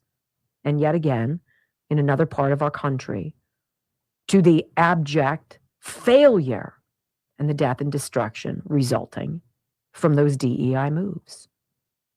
If Karen Bass got up and said, you know what, I'm sorry, I didn't do what I needed to do. I should have been here. And we're going to do whatever we can to hit the gas on this and get people back in their homes. That would require Karen Bass to care about the people, to care about getting them back in their homes, and to admit that she is a zero.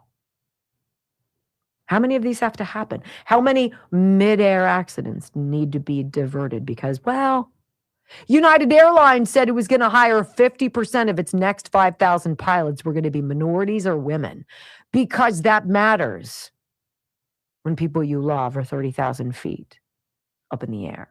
It matters what kind of plumbing you have and how dark your skin is. It does not.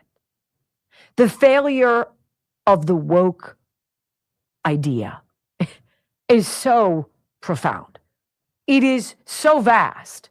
And as I read some of these notices in here from this lead group, this after action report, this crisis management work group to create our own narrative about the fire and its aftermath, that's what they do with everything. No. It's not a laptop from hell. No. That's Russian disinformation. That's a plant. No. Don't talk to Hunter Biden about that. Talk to Tulsi Gabbard because she's a Putin puppet, right? See how they twist things around to take you off of it. No. We didn't know about the raid of Mar-a-Lago. What you need to know is that Donald Trump has top secret documents and he's refusing to give them back. And do you really want somebody that unhinged, that close to the nuclear codes? Do you know what's at stake? Until maybe a 20-year-old Thomas Crooks or a 21-year-old from North Carolina pick up the hints and go with their rifles or their shotguns, go do the unthinkable. These things are all connected, and connected in a very tragic way. There is a desperation on the left, not just to control their own mistakes and your knowledge of them, as this fire department mess suggests, but there is a depravity in the language now in politicking. And I want you to hear it, because you've got a couple candidates who want you to believe you should vote for them because they say F Trump. That's the new battle cry. F Trump. No wonder they're not proud to be Americans. Next on the Wendy Bell Radio Network. The details, the step-by-step cover-up. Next, we're going to handle this part of the report, but we're going to deflect from that, and we're going to twist it around with this press conference over here where we've invited the Daily Camera, and we've invited KTLA, and we've invited KMO whatever, and we've got our favorite people there. We know that we can count on them. We've given them information before, and they've been trusted. And so this bogus narrative, there's nothing we could have done. It was just so crazy. I've never seen anything like it. Please. When I was a little girl living in Southern California, you did fire drills and you did earthquake drills. That's it. It's not a mystery. Only 120 away. From 3. Oh my gosh. You I want to read you this one part of this story, this Huffington Post. It says, don't forget to breathe. We're all just trying to take things one day at a time while navigating too many uncertainties. What you talking about, Willis? I'm loving this. Here's the thing. Let's go. If you can't handle Trump, how do you handle your day-to-day life? Thank you. Because at the end of the day, the only certainty is you're not in control. That's the only certainty.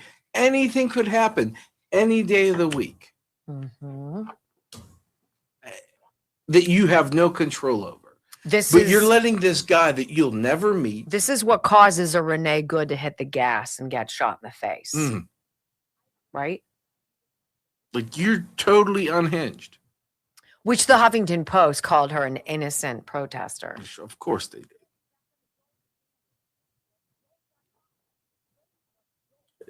It blows my mind that people give this much. Wendy knows I hate when I get riled up about comments from family members. And I sit there and beat myself up. I'm like, why did I give it oxygen? Why did I bother? And it's a family member, not some guy I've never met. Right. I don't get it. Unhinged. Well, it says here, if waving the American flag or chanting USA makes us feel grossed out or ashamed, we can cheer for individual athletes. We're ashamed for you. We can also learn more about their stories and the stories of athletes from around the world and appreciate all of they've done to get to the height of their sports. Or you can grow up and stop being such a freaking loser. Loser?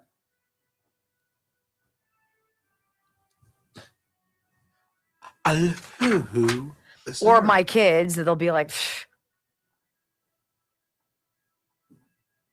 And I was like, I'm sorry. Whatever, major loser. Wow. Your kids have way too much time on their hands. No. Yes. I'd have to think about it even to do it. I know. It's so great. It's so great. Come on, you guys. We need 100 people. 100 people. Losers. Come on. Don't be a loser. Rumble. I love you back, Boston Dave.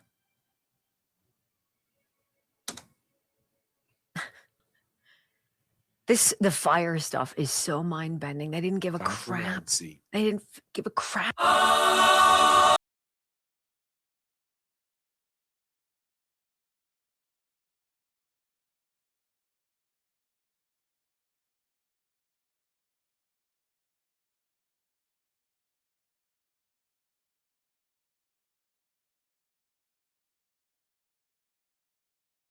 To whitewash your failure in causing thousands of homes and businesses to burn to the ground and the deaths of a dozen individuals, if not more.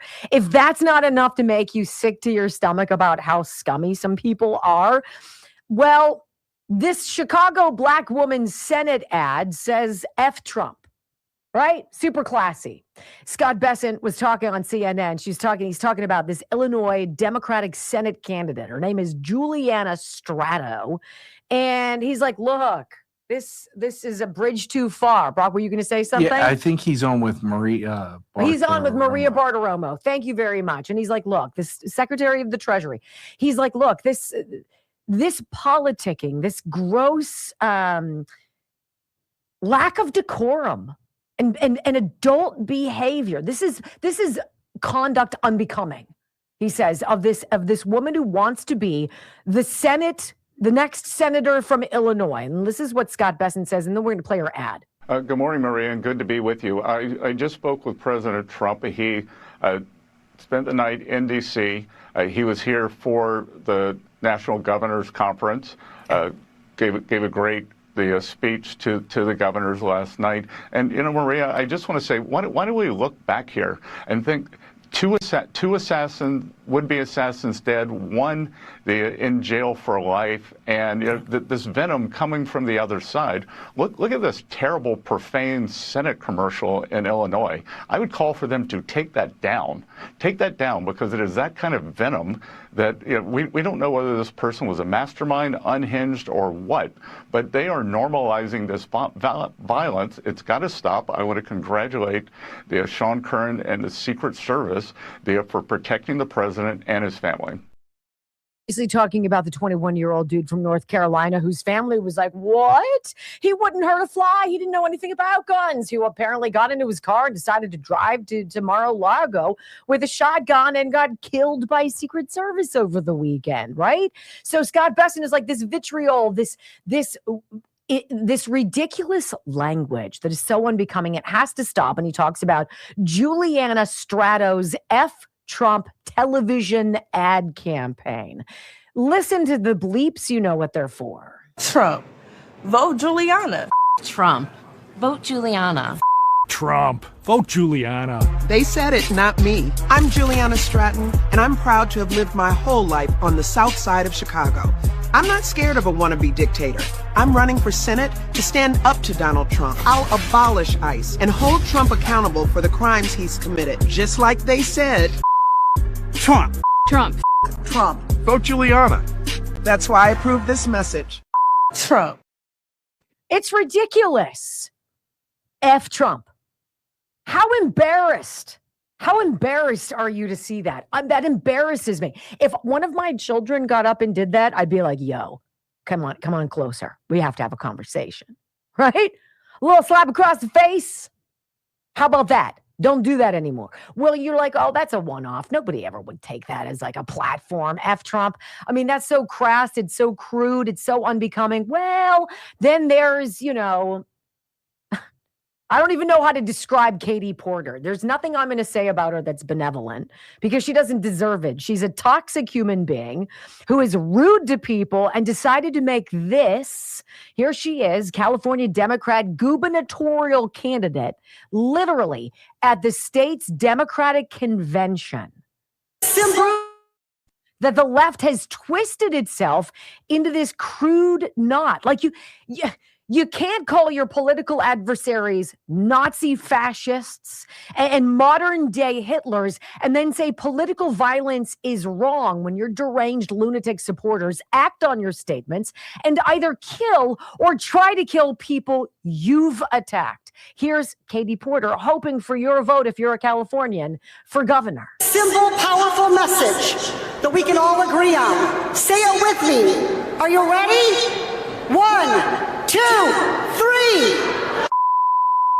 Yeah, that's right. Trump. She pulls out of her, size 36 jacket a sign, like a little tiny white erase board, and on it she has scribbled F Trump. Like, if that is the caliber of the human being, if that is the messaging, if the message is never about you, it's never about how you feel about what's right for you, it's never about your homes that got burned, it's never about your river that's a fecal disaster, it's never about your southern border where all sorts of people have come across that endanger you and the people you love, it's about effing Trump. Well, ladies and gentlemen, you've reached the bottom of the barrel. No wonder Democrats overwhelmingly, a 26% drop off in a year, say they're not proud to be Americans. Well, there's a lot of places. Got a lot of flights out of town. I'm sure this administration could pay for a few one-way tickets. Thanks for being part of the Wendy Bell radio program. Love you guys. We'll see you tomorrow. Peace.